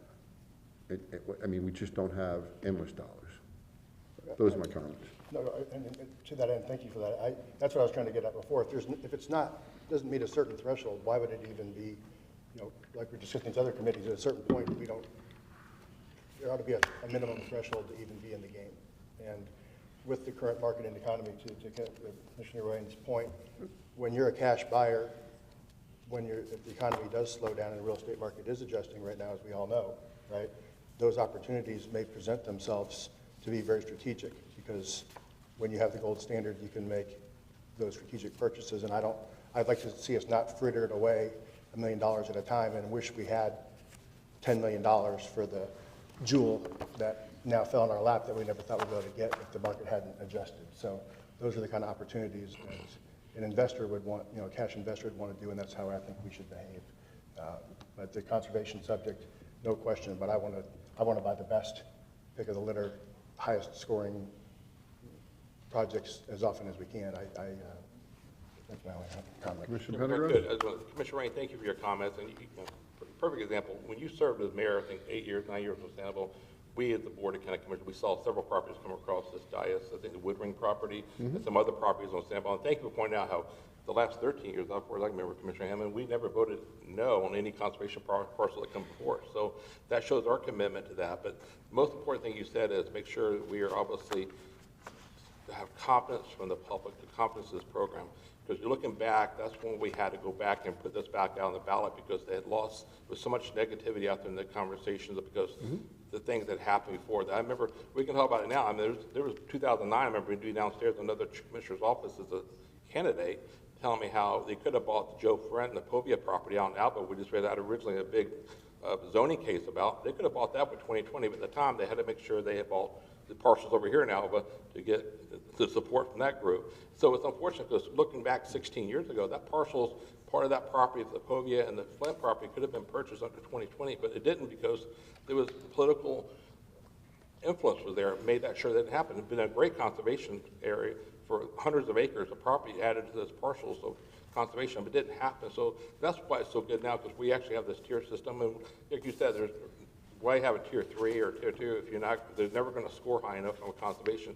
Farmland that's been degraded for the last 60 years with nitrogen is not going to be conservation. It would cost so much to restore that for the natural habitat or buying a defunct business or a defunct golf course and try to restore that to the natural habitat. When you have opportunity, it didn't happen. So that's why it's so good now because we actually have this tier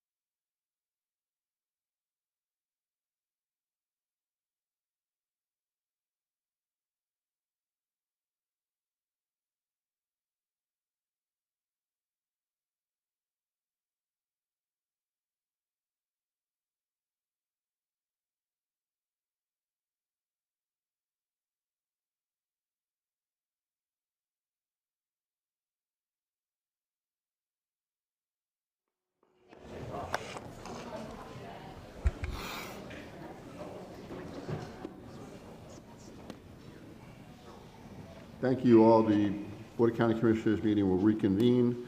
I'll go to public comment, and I'll start. Nick Sweat? Nick? Followed by Dick Anderson.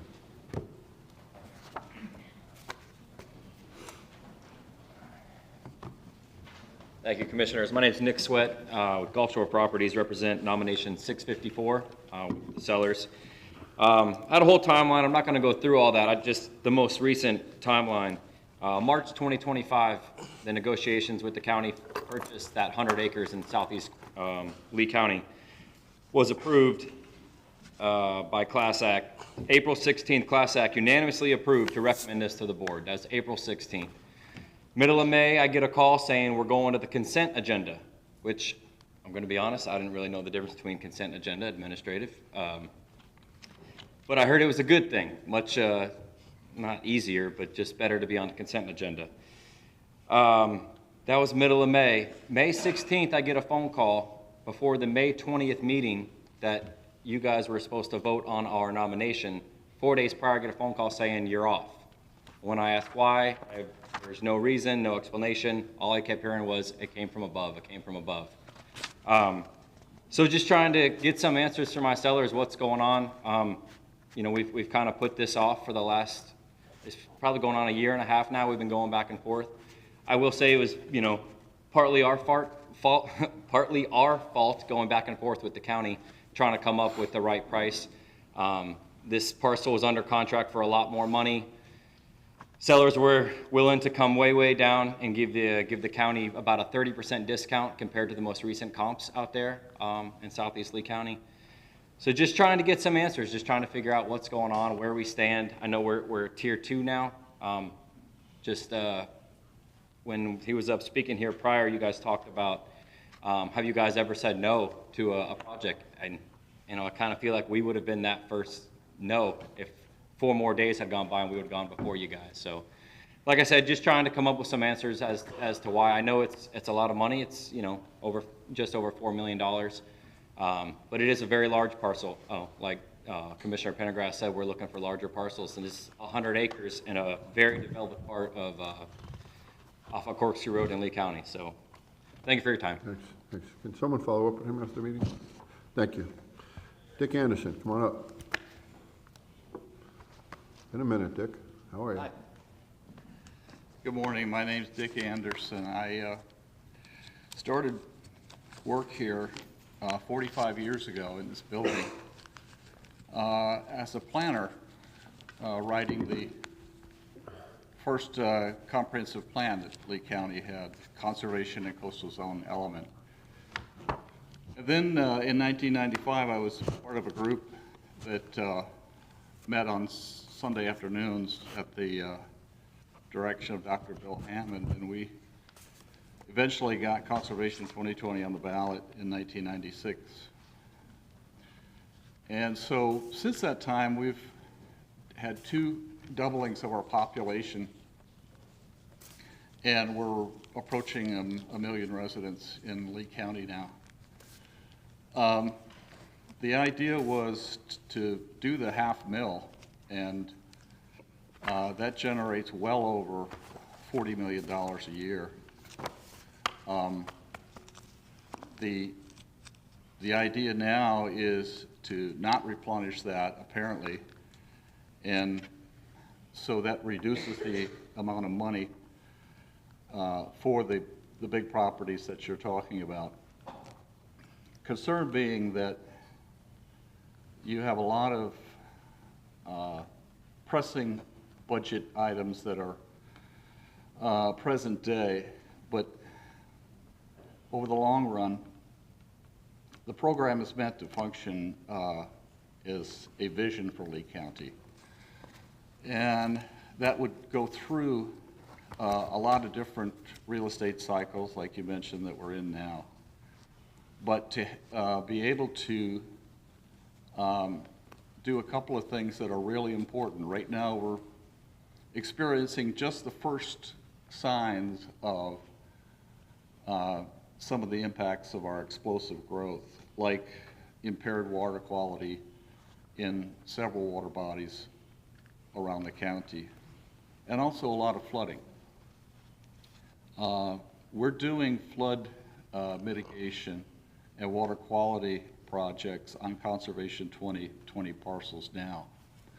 But over the next 30 to 50 years, we're going to get another million people, new people in Lake County.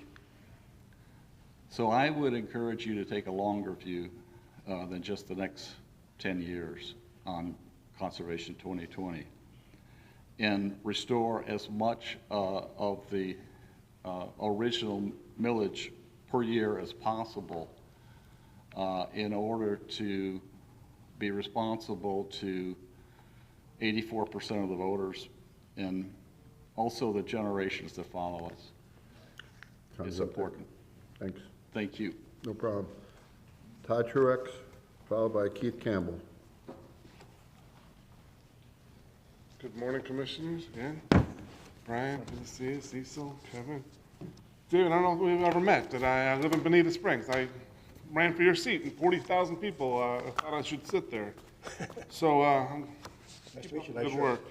And I hope Mike, I never got to meet him. I hope he recovers. I just read up the recovery rate's 90% 5 years, so I'm glad to hear that.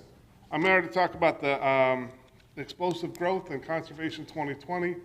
As you've heard from somebody with more years down here than I have, that the growth has been exponential. My favorite commissioner, by the way, was Frank Mann. He gave me some good advice when I was running. You got him 625 acres for his preserve. And Larry Kiker, he got 4,000 acres for his preserve. And Bob Janes got 5,620 acres for his preserve in 2009. So we've been declining by thousands and thousands of acres each time we lose a commissioner. And so I'm not counting forward to that, all right, guys, but it's not going to be much left if you don't spend some of this money. So I recommend you spend the $41 million and buy all of it, Tier 1 and Tier 2, immediately, now, not 10 years from now. And there's plenty of money laying around.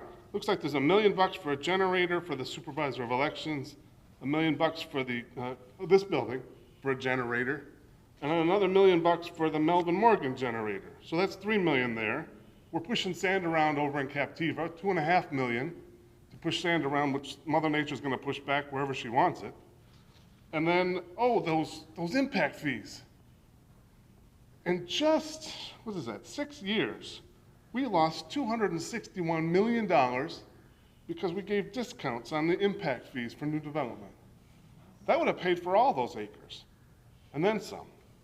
So, oh, by the way, we also have another 86,000 homes in the pipeline. All right, so I'm a tree hugger. I was just in Alaska hugging trees in the Songus National Forest, and we need more trees. We need some more development.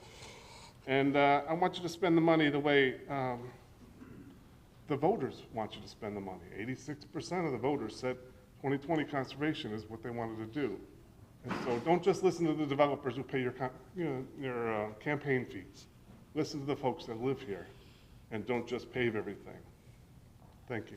Thank you. Oh, by the way, I got 20 seconds, because your proclamation #1, Yep. you love the baseball? Shade the baseball, okay? My buddy Vic Chabra was here a couple weeks ago, and you put a ton of money 3 years ago for the Little League shade. If you love the Little Leaguers, give them their shade earlier. Don't wait till spring next year. Thank you. Keith Campbell, followed by Deborah Hicks.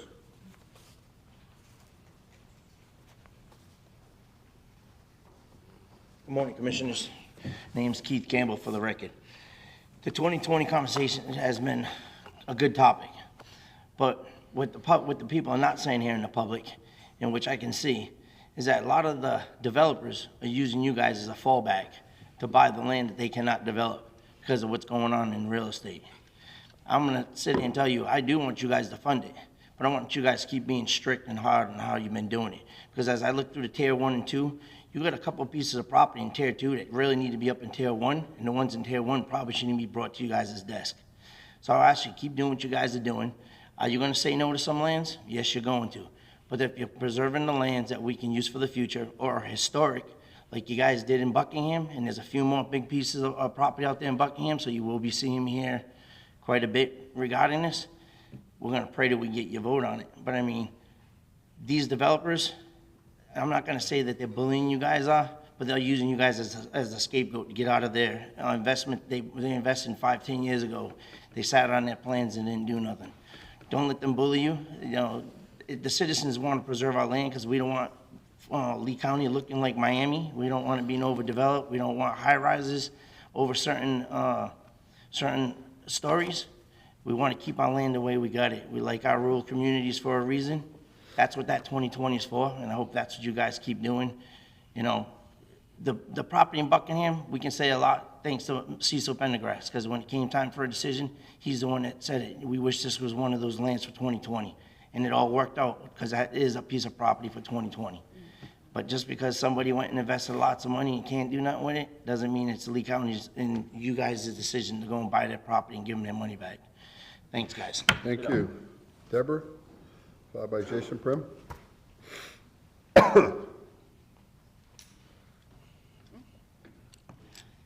Hi, my name is Deborah Swisher Hicks, for the record. I'm a Pine Island resident. I'm a board member of the Greater Pine Island Civic Association and president of the Greater Pine Island Civic Association.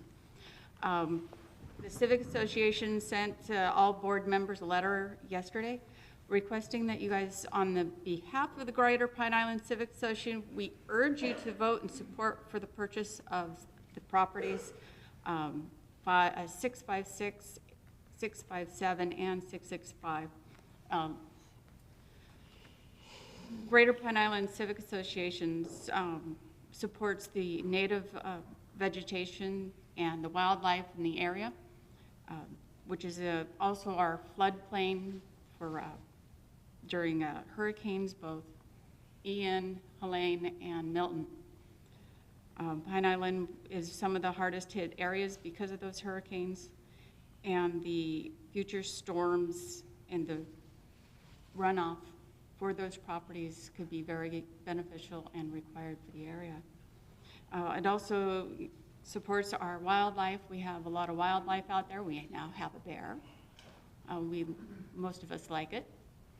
And it needs areas for it to be able to roam free and not go into the residential areas if, you know, management.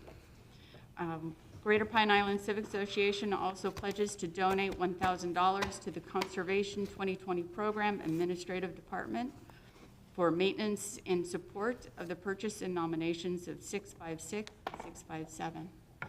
And I will let the rest of my time go so I don't ramble. Thank you. Thank you. Jason, followed by Brad Cornell.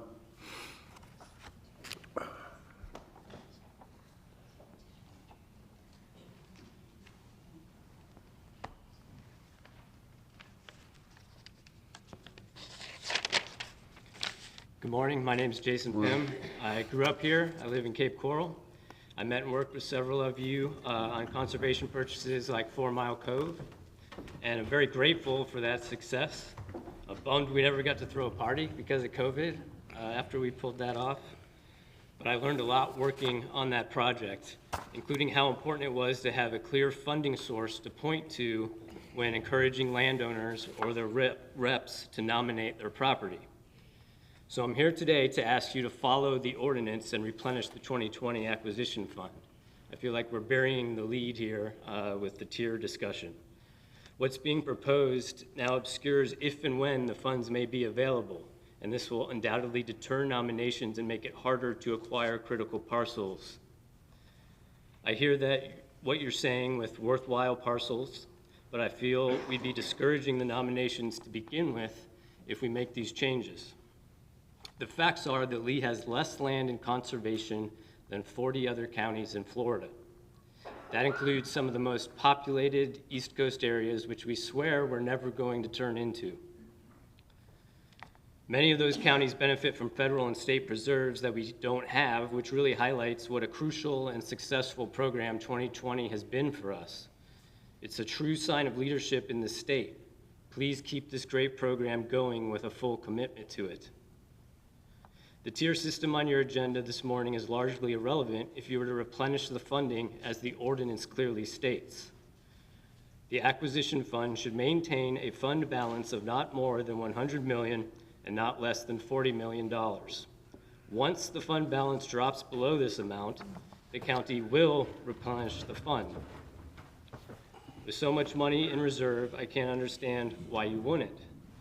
By not replenishing the funds, we're signaling landowners that this program is no longer a priority and it will discourage nominations.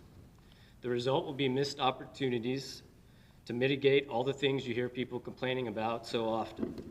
Increased flooding in our neighborhoods, roads and infrastructure not keeping up with growth, and poor water quality. As the county continues to grow, I'd suggest to you that every parcel is worthwhile in reducing these issues. Please follow the ordinance and replenish the fund.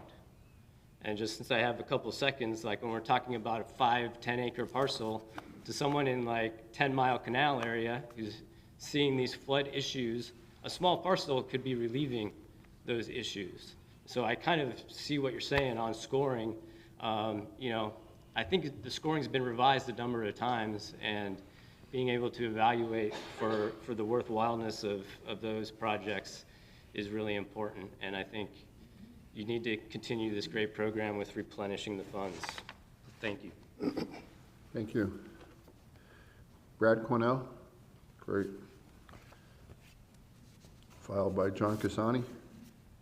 Good morning, Commissioners, Mr. Chair. Thanks for the opportunity to address you. I'm Brad Cornell. I'm here on behalf of Audubon, Florida, and its Corkscrew Swamp Sanctuary, and Audubon, Southwest Florida.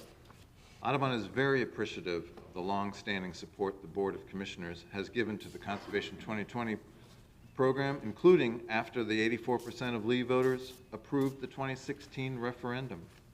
You have recognized its vital role sustaining the quality of life and prosperity of all Lee County citizens. For today's agenda on acquisition direction, Audubon strongly supports the full list of 21 Class Act recommended nominations. We especially want to highlight all the CREW parcels, several of which applied to the program over 2 years ago and are in holdings for the Flint Penn Strand. Also, Audubon strongly supports nominations 656 and 657, the Schiffman 58 total acre parcels on Pine Island, which include an important active bald eagle nest, and nomination number 654, the Corkscrew Tree 100-acre parcel immediately adjacent to Audubon's Corkscrew Swamp Sanctuary on Carter Road in southeast Lee County. That parcel is vital for the collaborative Corkscrew Watershed Initiative project being worked on amongst the South Florida Water Management District, Audubon, Lee County, and Collier County to restore the heavily impacted water resources and hydrology of Corkscrew Swamp Sanctuary. So that Corkscrew Tree parcel, everybody has recognized, has great water resource potential. I want to note that on that Corkscrew Tree parcel, that it meets the apparent Tier 1 criteria of adjacency to existing preserves, and it's adjacent to CREW. We strongly urge its inclusion in properties being pursued this fiscal year, this property being pursued. Regarding the proposed tier prioritization policy, Audubon opposes excluding recommended nominations due to lack of funding. That lack of funding should be addressed by following the existing 2020 ordinance, which directs replenishment when the funds drop below $40 million. That time is now, because you're at 19. That would absolve you of any need to prioritize amongst recommended properties.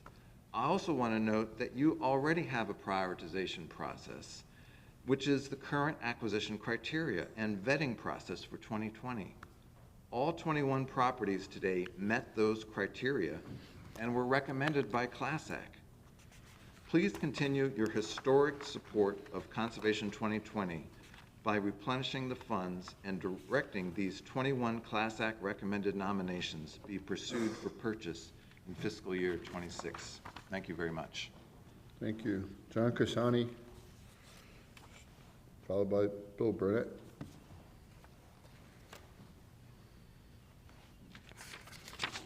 Good morning. For the record, John Casani. I'm a resident of Alva. I'd like to make a few brief comments on agenda item 42 relevant to Conservation 2020.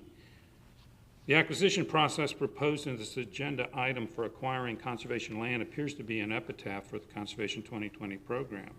I reviewed an awful lot of the backup for this agenda item, and it's pretty hard to see it any other way. The proposed county operations budget does not replenish the acquisition fund, which brings significant uncertainty to timely purchase of already nominated properties. Under the proposed CIP program, no funds are budgeted for acquisition for each of the next 5 fiscal years, leaving $28 million deficit for properties having a lower prioritization in Tier 2 and beyond. The general fund budget is estimated to increase by 5.6% due to an 8% increase in assessed property values countywide. So it's hard to rationalize the county's position to withhold replenishment of the acquisition fund. Some have said Lee County has enough conservation land, yet Lee County ranks, you've heard it already, 40th out of 67 other Florida counties that have conservation land that's managed for conservation, not just little mitigation pixels, but it's actually managed for conservation. So I'd appreciate it if you would perhaps table this agenda item and follow the clear intent of the Conservation 2020 ordinance to replenish the acquisition fund back to a minimum of $40 million. Thank you. Bill, followed by James Kenny.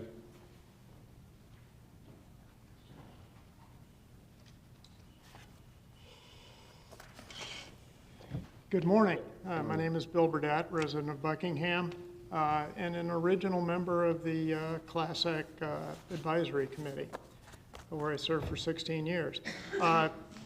Quickly today, I would encourage the effort that you would approve the staff recommendation to proceed with negotiations and due diligence on the listed properties.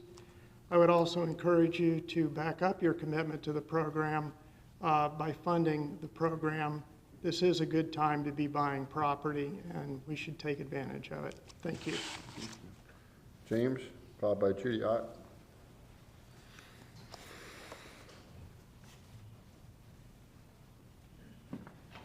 Good afternoon, gentlemen. My name is James Kennedy, live in Alva. I really can't restate it better than about 3 of the last gentlemen that spoke, but the thing is, properly shelving the tier 2, the tier conversation, properly funding this as mandated by the voters and spelled out in the ordinance. I mean, if you do that, you pretty much end this conversation right here, because that's the vision for this program, is that it continues. Stating that we've already got the 31,000 acres in conservation, you know, that's not a static amount. It's also let's be honest, all 2020 property has a shelf life, right? That's the way it's written into it too. So acquiring more when you have to put 2020 projects used as infrastructure mitigation, things like that, you know, it's not a static amount. It's going to, it needs to be replenished because some of that use changes. I mean, look at the ag impound yard out in Riverdale, right? We moved that from Fort Myers, we moved it out into the Riverdale area on the 2020 parcel there. So, you know, acting like these 2020 parcels stay in, you know, pristine preservation all the time, that's not accurate. So we have to be able to replenish them with some of these smaller parcels. That's a consideration that you need to make. If you look at the rains that came last week, does anybody live in Buckingham and have water in your yard? Because Orange River is out of the banks, you know, going under Buckingham Road. These small parcels that you pick up along Orange River prevent you from having to do flood mitigation later. So when you said that you didn't understand why some of the small parcels were on there, some of those small parcels, like the other gentleman said, you know, if you live in that area, it may seem like a smaller disconnected parcel, but sometimes those smaller disconnected parcels result in tax dollars being spent to preserve and flood mitigate, or, you know, have that green space. It's a worthwhile thing. So, you know, this tier system that you're proposing, we don't need it. We already have a way of evaluating that. So again, shelving it's probably the better decision. And that's all, that's really my point, is like, we already have the system. Let's just continue with what we've got, because it's financially responsible, it's good stewardship, and continuing that legacy is what you gentlemen should really be looking at. Thank you. Judy Ott, followed by Elisa Lettuce.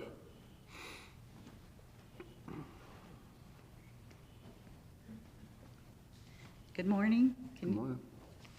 I'm Judy Ott. I'm a very long-time resident of Pine Island, a long-time member of the Board of Directors of the Calusa Land Trust, small business owner of Estuary Escapes, and retired harbor estuary scientist. Today I'm here to encourage you to support the nominations of parcels 656 and 657 on Pine Island. These 58 acres create a wildlife corridor from the 2020 Buttonwood Preserve to the conservation lands of the state and the feds on the west side of the island. I visited the parcels twice, at least, with CLT members and county staff. CLT strongly supports acquiring these parcels because it's consistent with our mission, and our own evaluation matrix for the property scored so high.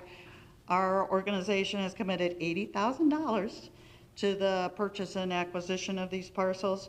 You're familiar with the habitat diversity and health of these parcels, especially for endangered species like pawpaw and tortoise and eagles, but also remember the sport fishery nurseries. And the reason these parcels are so diverse is because Pine Island actually has a ridge down the middle. And this parcel is from that ridge and goes down to the coast, and so that supports, that elevation change supports those rapidly disappearing habitat diversities. Besides these natural aspects that you're familiar with, the economic reasons of purchasing these parcels are very strong. You're familiar with tourism being at least 20% of our economy, right? And last year that was like $3 billion. And a big part of that tourism dollar is nature-based activities. Currently, 2020 only has about 6% of the lands on the county, but as the development increases, the role of those in supporting the tourism economy will only increase. Couple of things, this is really true on Pine Island because of the rampant development in Cape Coral and outside Lee County. And as the development increases, the values increase, the property values increase, the tax revenues increase, infrastructure values increase, and the value of these parcels becomes more and more critical as time goes on. So the two nominations together, in summary, provide unique and diverse upland habitats, critical wildlife corridors, homeland for endangered species, nature-based activities, more tourism dollars, increased property revenues, reduced infrastructure expenditures for water quality and water supply and aquaculture supply, reduced hurricane recovery costs, increased storm resilience, and habitat mitigation zones, and aesthetic and community values, plus our $80,000. I did it. Thank you. Thank you. You did it. Good job. Alicia, followed by Edward Elms. Good morning, gentlemen. My name is Alessia Leathers. I'm from Cape Coral. I'm going to read this letter on behalf of Barbara Manso, Chair of Eyes on Conservation 2020 Coalition. Commissioners, the Eyes on Conservation 2020 Coalition have no issue with adopting a tier ranking system for properties that are nominated to the Conservation 2020 program. It is simply replacing the current ranking system that has been used before since 1996. Having said that, the Eyes on Conservation 2020 program totally disagrees with county's land recommendation to purchase only the properties in Tier 1. Leaving the Tier 2 and newly nominated, not yet ranked properties to be purchased at a later date or not at all. The statement that landowners can either wait or withdraw their properties is totally unacceptable. It is absurd to think that the county will leave important properties on the table when there is remaining balance in the fund. Tomorrow evening at CLASAC meeting, the new nominations listed on the agenda will be ranked and discussed and either recommended to purchase or not. Right now, if you choose to purchase only properties on Tier 1, then we expect you to bring back those properties next in line for purchase and spend the money that remains in the fund. and not wait for landowners to withdraw their nominations. Commissioners, would you please look at me? I think it's disrespectful that you are not looking at the person talking to you. Let's not forget your legal obligation as per the ordinance number 21-02 to replenish and these funds and purchase appropriate land for Conservation 2020. There is still plenty of money. According to the ordinance, it should be the floor $40 million and the top $100 million. So there is plenty of money. It's unacceptable that we only have now $90 million. It should be replenished. It's our money. It's taxpayer money. It's not your money. Thank you very much. And here is the letter. Thank you. And please look at the people that is talking over here. It's very disrespectful not to do that. Thank you, sir. You did it all the way in my speech. I appreciate it. Thank you. Thank you. Edward Elms, and then Marsha Ellis.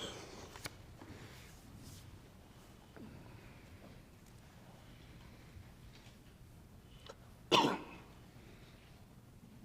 like Edward's not here. May I step forward? Is Edward here? All right, Marsha, come on up. Thank you. I don't know where Edward went. Thank you.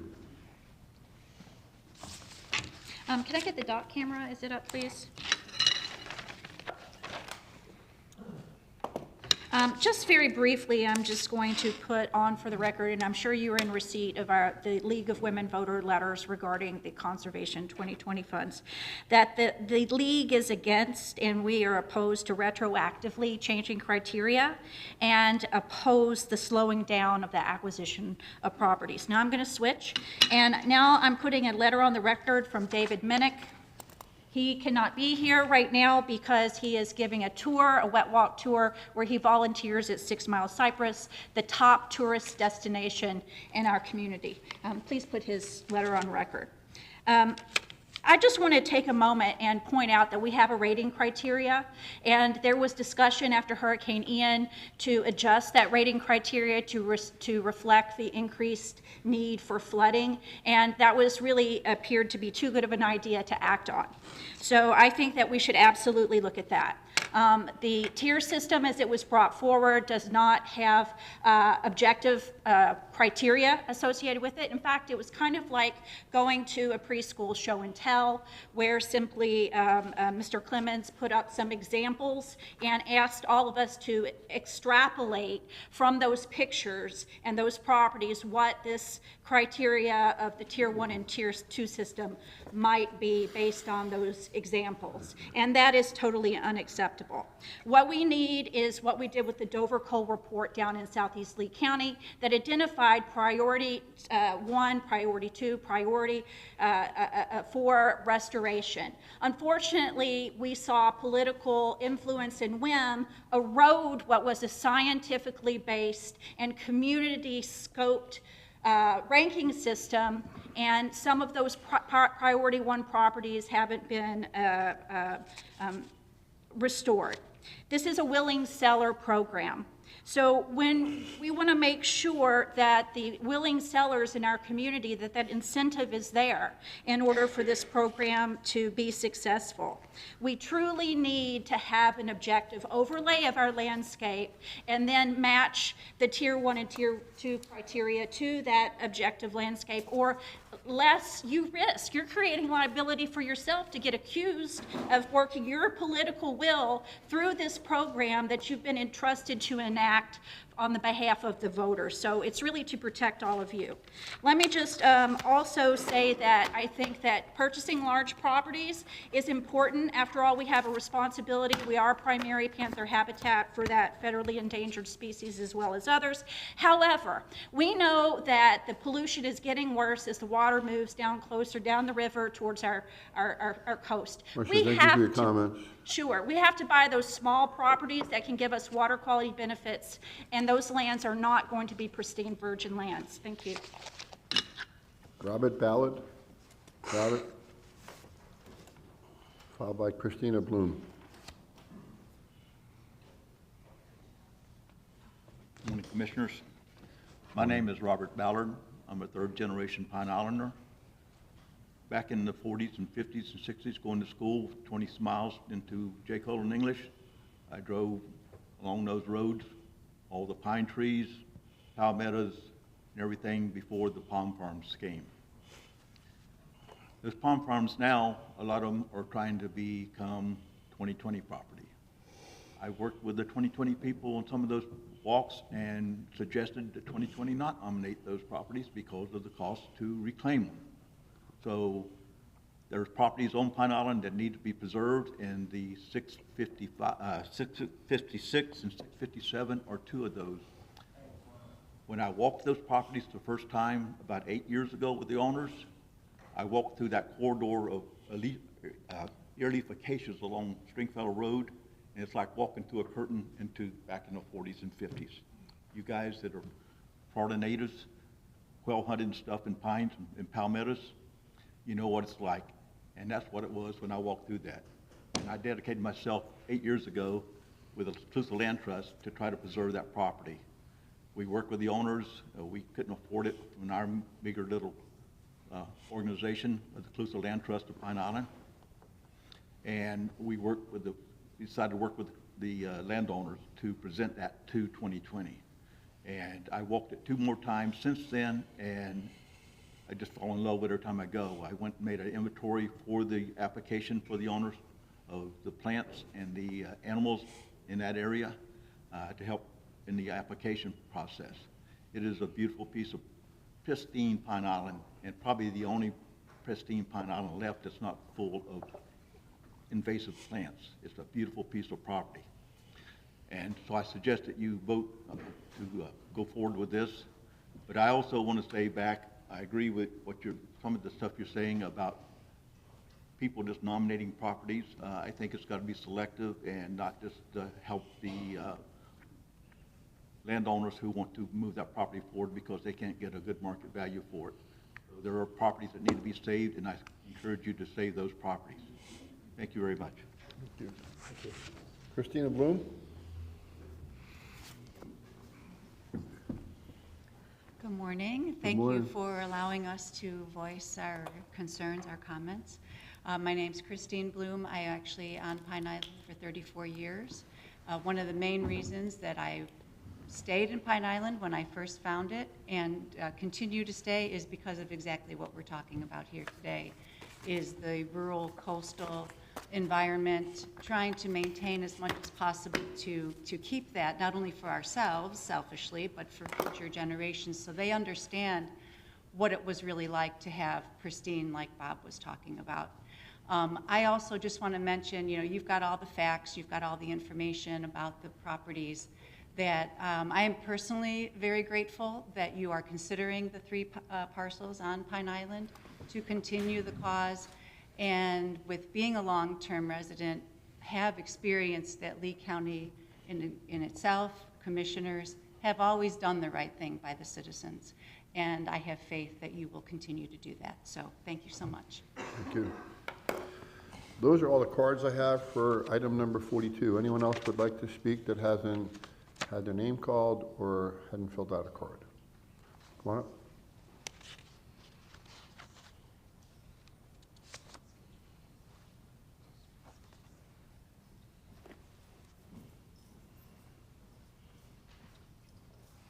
Good morning, Commissioners. Thank you again for your time and allowing us to speak. My name is Nick Williams, born and raised here, mainly Cape Coral, 39 years old. I've seen a lot change, as many others have seen change. We're not going to be able to stop growth. People are coming here, and they love to move here. As a boat captain, I have, over the last 10 years, done many sightseeing tours, and I love to find out why people come here out of anywhere else in Florida. Obviously, they come down here for the weather, but why here? And the main reason they always tell me, versus the East Coast, and even some of them have moved from the East Coast over here, is because of the quality of the environment. So, I mean, it's very important, I think, that we are buying up, we keep that minimum of the 44 million, don't go under that. Sorry, I just get a little passionate about it, but the biggest thing too is a lot of people brought up already is the quality of land, not the quantity. So when you got areas like Redfish Point and Cape Coral, that's the last little bit of areas that are along the water that are so important. I could say in year 2000 in high school, I remember being in the canals and fishing. 30 minutes up into a canal there, you used to be able to find 6-foot tarpon, manatee, schools of Jack Crevalle, even river otters. And you don't see that anymore because all of the development along those canals has actually taken away those mangroves. So unknowingly, with all those canals when they were developed a long time ago, end up becoming an estuary. So quality is what we want. I even just the other day in Cape Coral at Gleason and Santa Barbara, or Gleason and Skyline, saw a bald eagle, juvenile bald eagle, just sitting on the light posts there. So you start taking away these things, you're gonna start to take away a lot of that. Obviously, we have plenty of development, car washes, apartment complexes, condos, you name it, that are coming up. We can't do much about it, but what we can do is take advantage of the land that we can purchase right now. And so I urge you to look at the quality of these properties, even if they're only 10 acres, you know, because it really means a lot. Thank you. Thank you. Anyone else on 2020? Item number 42. I'll close public comment, bring it up to the dais. Commissioners, what's our pleasure? I'll move forward with the approval of this. I'll second it. A motion and a second. We've had public comment. Any other discussion? I'll add some discussion. Certainly, Commissioner, I appreciated everything that everyone shared today. I thought the reactions and the comments were wonderful, actually, and I thought we heard a really good swath of opinions today. It was very mixed. Some opinions were be very selective, focus on quality, and don't bail. I even heard don't bail developers out. I heard that.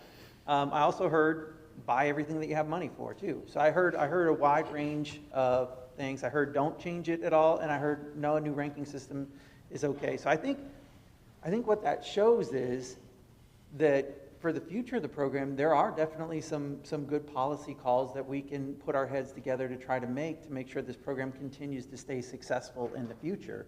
But I will say this, the program's not dead. I mean, we're talking about spending $4 million here today. We have $19 million in it right now. Talking about spending another $4 million today to buy 9 more properties. That's fantastic. If you go back a couple slides, you'll see the map of all the stuff that we've bought or had set aside through the state or federal or even developers. So I think we're really making a lot of progress. I'm very proud, somebody who has young kids. I mean, we all have kids here, but has young kids here that are growing up here. I mean, there's going to be preserves. There already are that we go on nature walks and go see. And so I think this is really great that 27%, if you add up all of this, the 141, almost basically 142,000 acres represents 27% of the land in Lee County is now off limits for development and preserved. That's pretty cool. I think that is definitely something very worthwhile. And so, you know, when we look at the budget later tonight, I think, you know, we've worked very hard to prioritize the budget. The county manager, maybe he can even elaborate on some of those, how he had to prioritize to create the budget. I think if you ask everybody the question on its own, by itself, hey, do you support the county spending your tax dollars to buy land for conservation? I think the answer is an overwhelming yes, as we've seen. But if you talk to them the same way we have to look at decisions, do you want to buy some vacant land or build Burnstore Road or build a park here or fund ambulance services? Then all of a sudden, they have to do the same exercise that we have to do. They have to prioritize. And so I think that's what you're seeing happen with the budget right now. Nobody said we don't want to fund 2020. Nobody said we want to abandon the program. What we're saying is we got whacked by the 3rd most expensive hurricane that the United States has ever had just 3 years ago. And we're trying to use the amount of money that the taxpayers have given us. They've given us a finite amount of money. No one wants to raise taxes on anybody, so we're stuck with those dollars. We're trying to use those dollars as wisely as possible. And so I think today's proposal, that's why I supported or seconded your motion. I think today's proposal keeps this program going, keeps us acquiring properties, and leaves us with a balance to take advantage of good opportunities as they come. And then I think we can have a greater conversation down the road about how how we fund it and how we treat this program going forward.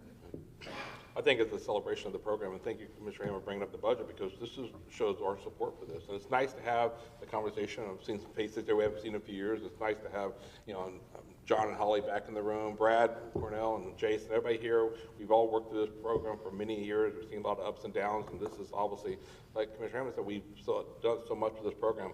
As long as we stay focused, and like the gentleman said from Cape Coral, focus on the good properties to restore and to continue to preserve why Lee County is so different. We're never going to see high rises on Pine Island. You're never going to see that happen on San Boca Captiva with the high rises and look like Miami Beach based upon our comp plan, all the conservation. I believe San Boca, 70% of it's in conservation between federal and state and county. So you're never going to see that. And that's why Lee County will stay unique compared to the East Coast.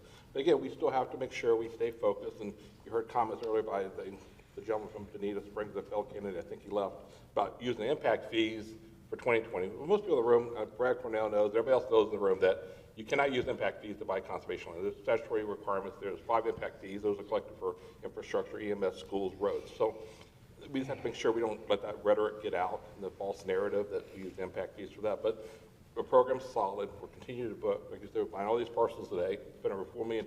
So again, I think it's a celebration for 2020. Any other comments? If I may, Mr. Chair, again, I want to celebrate all your years of efforts. You all have been serving up here no longer than I have, but I applaud your efforts and the success. I mean, 142,000 acres is an amazing number and something we should all be very proud of as Lee County residents. And as a lifetime resident that grew up on Pine Island and Cape Coral, I hunted, fished, and camped in all those woods when I was a kid, and I appreciate the fact that you pointing out the quality of that asset that we now get a chance to acquire. So that's a pretty cool historical reference. But I want people to know that as a common sense business approach to things, we all support 2020. We get lots of support. I mean, again, to Commissioner Hammond's point, everybody likes the program. Nobody is abandoning anything. We still have money in reserves because we've been thoughtful and deliberate on how we spend our money this year in the budget that we're going to approve this evening. So we actually helped our reserves. We have money on standby. Anytime an opportunity falls in our lap for a great project that could come up in the market changes that isn't in our inventory or pipeline from the past hot market times can still be brought before us, and we'll look to seek out those opportunities because we are actively pursuing all those upgrades as we go. So everybody here we still have money in reserves that we can use to act on these. It's just we get to be more agile and pivot with that general fund reserve decisions faster in some cases. So I fully support the program. We all do. And I think it's very important to show the success of this program and moving these projects forward. But I want us to be open-minded to opportunities that are going to present ourselves from properties that weren't for sale. Thought that, again, like Commissioner Wayne mentioned, a project that thought they were going to be approved to develop, and now that financial opportunity doesn't happen, maybe we can see some good opportunities and some good investment grade strategic projects that will benefit us that we don't even know about right now. So we're always open-minded to those opportunities, and I appreciate the team's effort. I just want to applaud all of you for your decades of service and success in this program, so thank you. Good comments by all. I wouldn't mind having a workshop sometime later on this topic. We're going to obviously hit some different situations that we're going to have. We could have a much more open dialogue we did today. So if that's agreeable by everyone across the dais, we'll certainly give direction to the county manager. We have that. We're okay with that, county attorney? Can I ask one quick question too? Sure. Can we do that as strategic planning, or do we can just separate? You want to separate 2020? I'd love to do a separate workshop just on 2020. Okay, just a question. I support that. Would you like me to make a motion, sir? No, sir. Board consensus is fine. Wonderful. All right, appreciate it. We have a motion, we have a second. Any other discussion? Anyone opposed? Motion carries unanimously. Thank you. Item number 43, county manager. Thank you, Mr. Chair. This is to authorize CDBGDR action plan amendments and approve project awards. I'd like to ask Mr. Glenn Salyer to present that item. Commissioners, this would amend both action plans, the general thrust of which is to provide the board more authority to directly award projects going forward.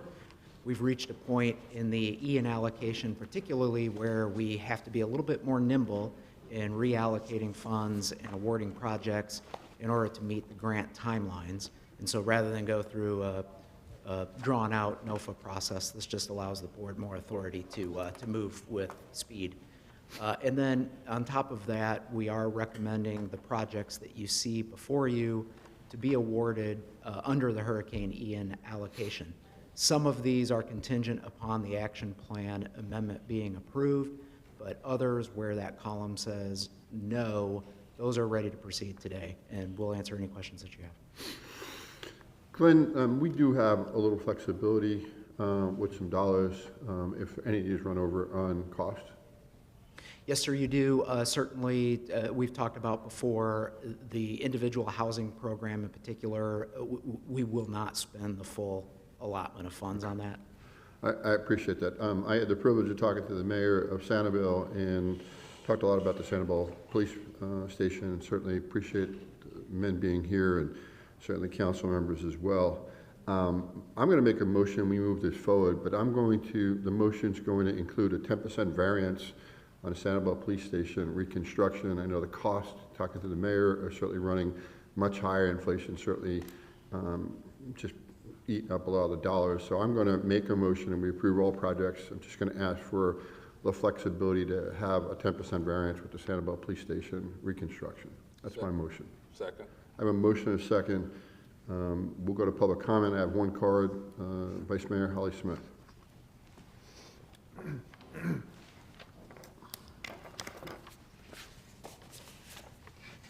Thank you, Chair, Vice Chair, Commissioners, and to the County Manager and the staff that I know has worked diligently to get us here today. I appreciate the opportunity to speak to you, and I really appreciate your continued support as Sanibel continues to recover. And today's proposed action and the award, as stated with a 10% add-on, thank you for that, Chair. That funding is critical through the CBDG DR funding.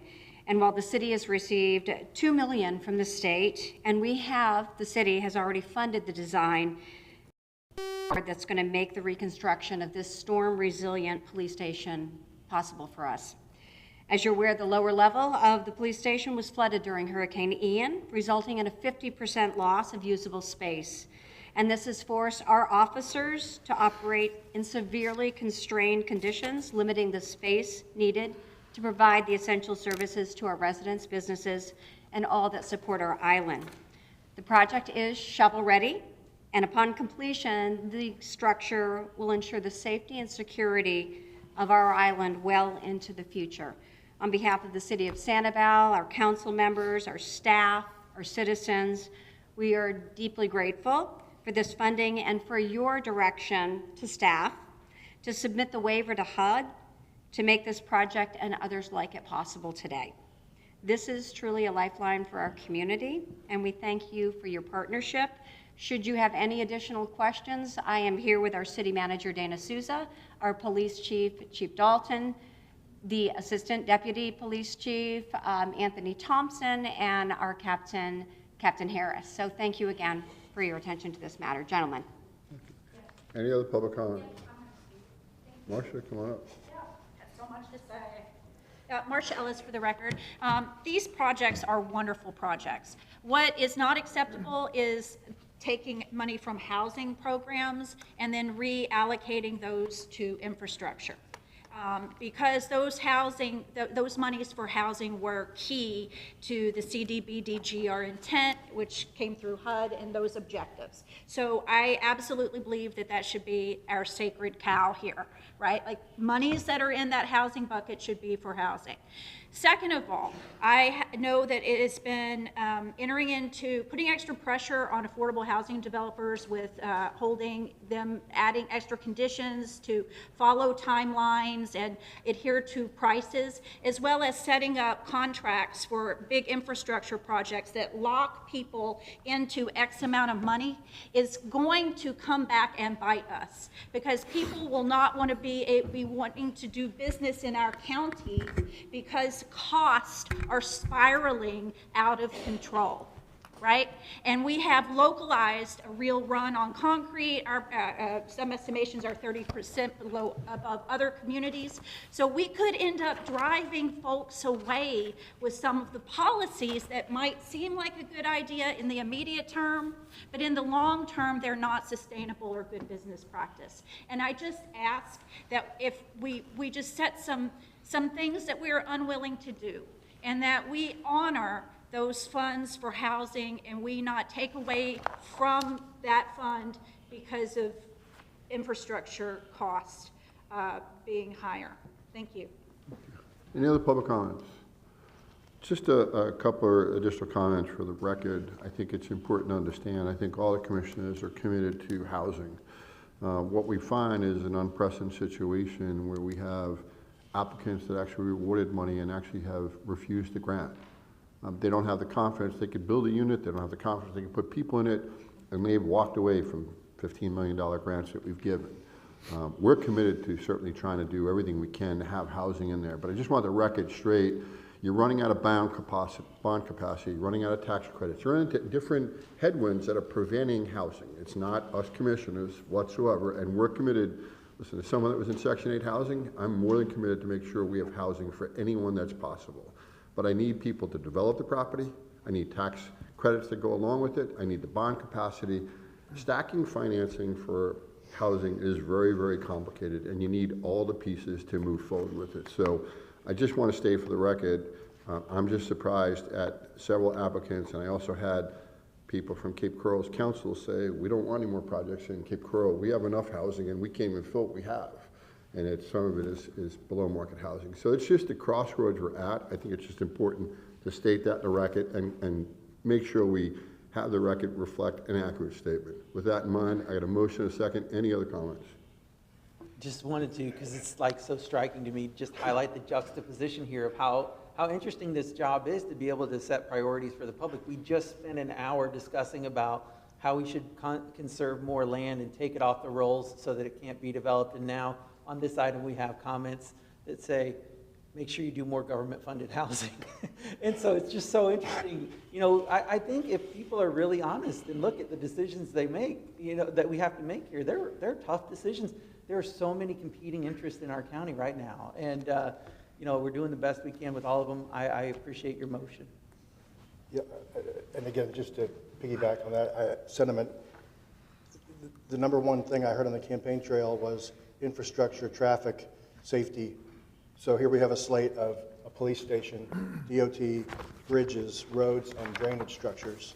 And no matter what you do, somebody's not going to like it. I think we've heard that once or twice. But I mean, these are amazing projects. This is a spike the football moment. You know, the state of Florida was generous enough to give us $2 million, but we just gave $15 million to Sanibel. I think we should be very proud of that. This is an amazing slate of projects, and we're always very thoughtful on these things. And to your points, you know, everybody says, well, I want you to give $20 million to 2020, but I said, where do you want me to take the money from? Which project do you want me to kill to move that money over? Then that list gets a lot. I don't get as many responses to the second question. So it is hard to balance these things, but I think this staff and the team and you all have done a heck of a job with this. It's a yeoman's effort, and I think it's just something Lee County and the whole team will benefit from and should be very proud of. So thank you for your great motion. Great. Motion is second. We've had discussion. Any other comments? Seeing none. Anyone opposed? Seeing none. Motion carries unanimously. Thank you all. Let's go to 44, please. Mr. Chair, this is the hearing examiner, authorized chief hearing examiners. I believe she's in attendance as well. See the hearing examiner is here. What's our privilege here? 6% increase? Second. I have a motion for a 6% increase. I have a second. Any public comments? Seeing none, I'll close public comments. Any other discussion? Thank you, the hearing examiner, all her staff, and also for Amanda, for her staff, and all of her work in there. So thank you for all your work all year. Motion is second. Any other discussion? Seeing none. Anyone opposed? Seeing none. Motion carries unanimously. Next item, number 45, please. Congratulations. Thank you.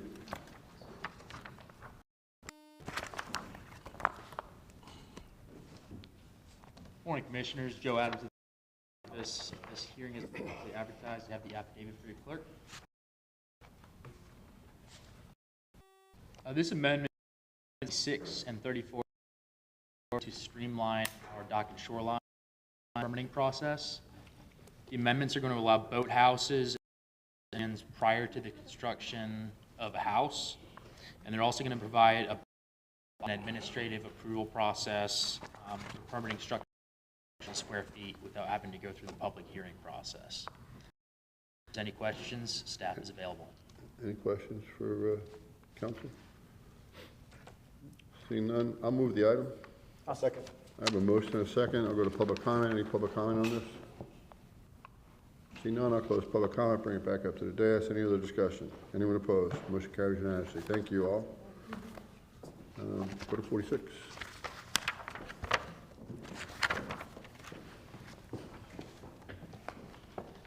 Good afternoon, Board. My name is Andrea Fraser from the County Attorney's Office. I have your affidavit of publication for your next public hearing. The affidavit is sufficient and formal content of the hearing.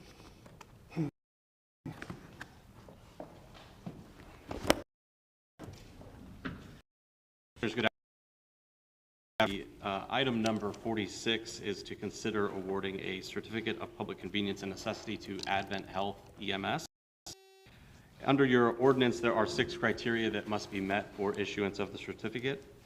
During the staff review process, it was identified that the service is already licensed by the Florida Department of Health, and they hold 6 existing COPCNs in other counties, which include Hillsborough, Polk, Pasco, Highlands, Hardy, and Marion counties.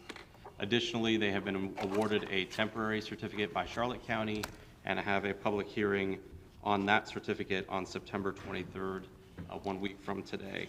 Their license with the state is active and clear. There are no disciplinary or emergency orders on file, no discipline or administrative actions, and they currently have 34 vehicles that are properly permitted by the Department of Health.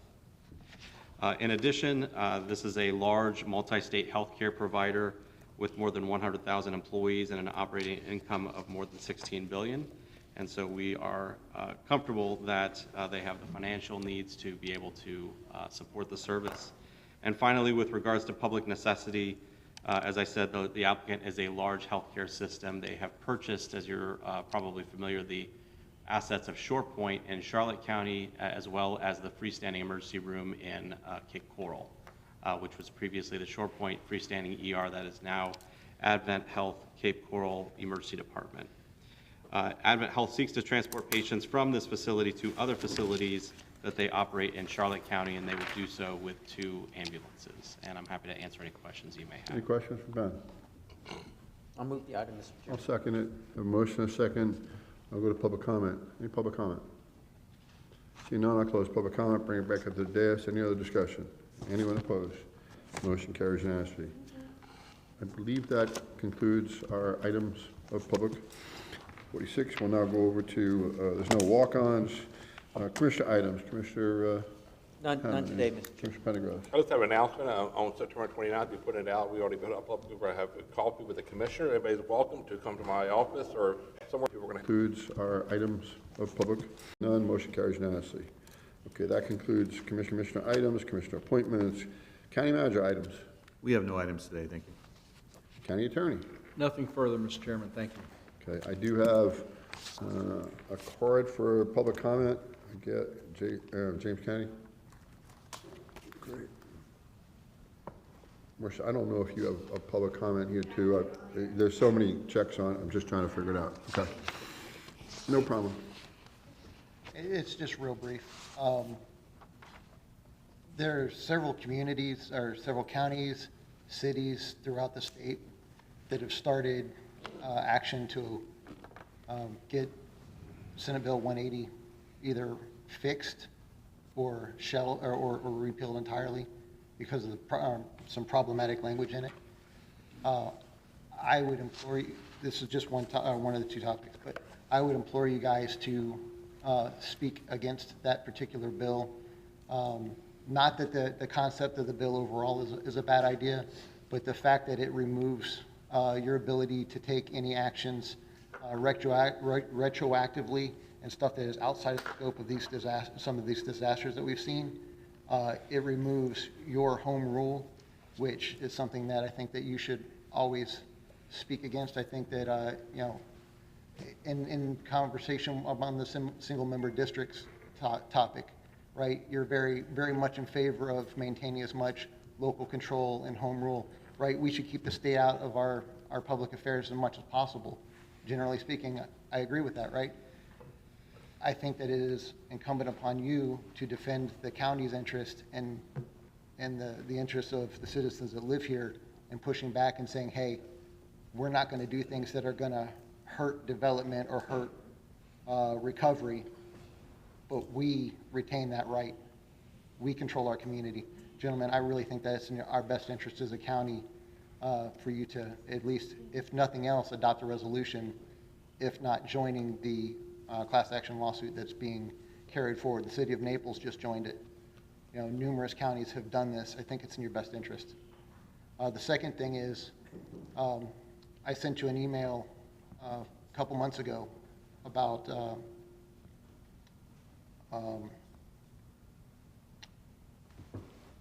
expressing support for the move over laws.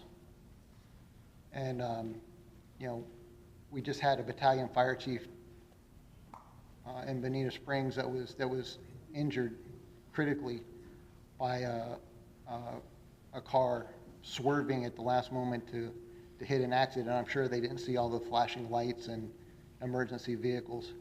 But the bottom line is, whether it's our roadside workers, you know, tow trucks, our emergency workers, they're not adequately protected by the laws that we currently have. Hendry County adopted a resolution in support of strengthening those laws. I would implore you also to take action, make a statement, or some formal support for increasing those protections. Thank you. Thank you.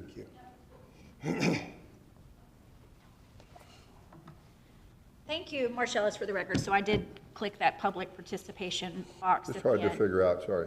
So I too am a huge proponent of home rule, right? I mean, why go to the trouble of getting elected to be a local official if you can't govern your community and you can't be a conduit for the needs of the community, or you can't respond to a disaster that the community has experienced in order to inform future policy? So I absolutely do believe that joining the class action suit in defense of home rule, that's who we are. I mean, we're Lee County, right? Lee County is kind of famous for doing things like seceding from the school board a few years ago. I think you know what the sentiment and the temperament of this community is. And it's not just to get in line behind the folks up at Tallahassee and march forward. So please honor the voice of the citizens and honor what your own convictions are, what all of you have spoken in favor of in public settings, whether that be in front of our legislative delegates or shared with your constituents on the campaign trail. Think about what home rule means, and please preserve that. Second of all, I just ask that we be honest about what the voters voted for with the Conservation 2020 lands. They voted to put a self-tax, a 0.5 millage tax on themselves for you guys to lead us to a world-class park system, right? And there have been opportunities like the Burt Rail Trail that municipalities like Bonita and Estero have got behind to provide safe recreation opportunities for our community and our visitors alike. Those are, we own public lands that we can connect together.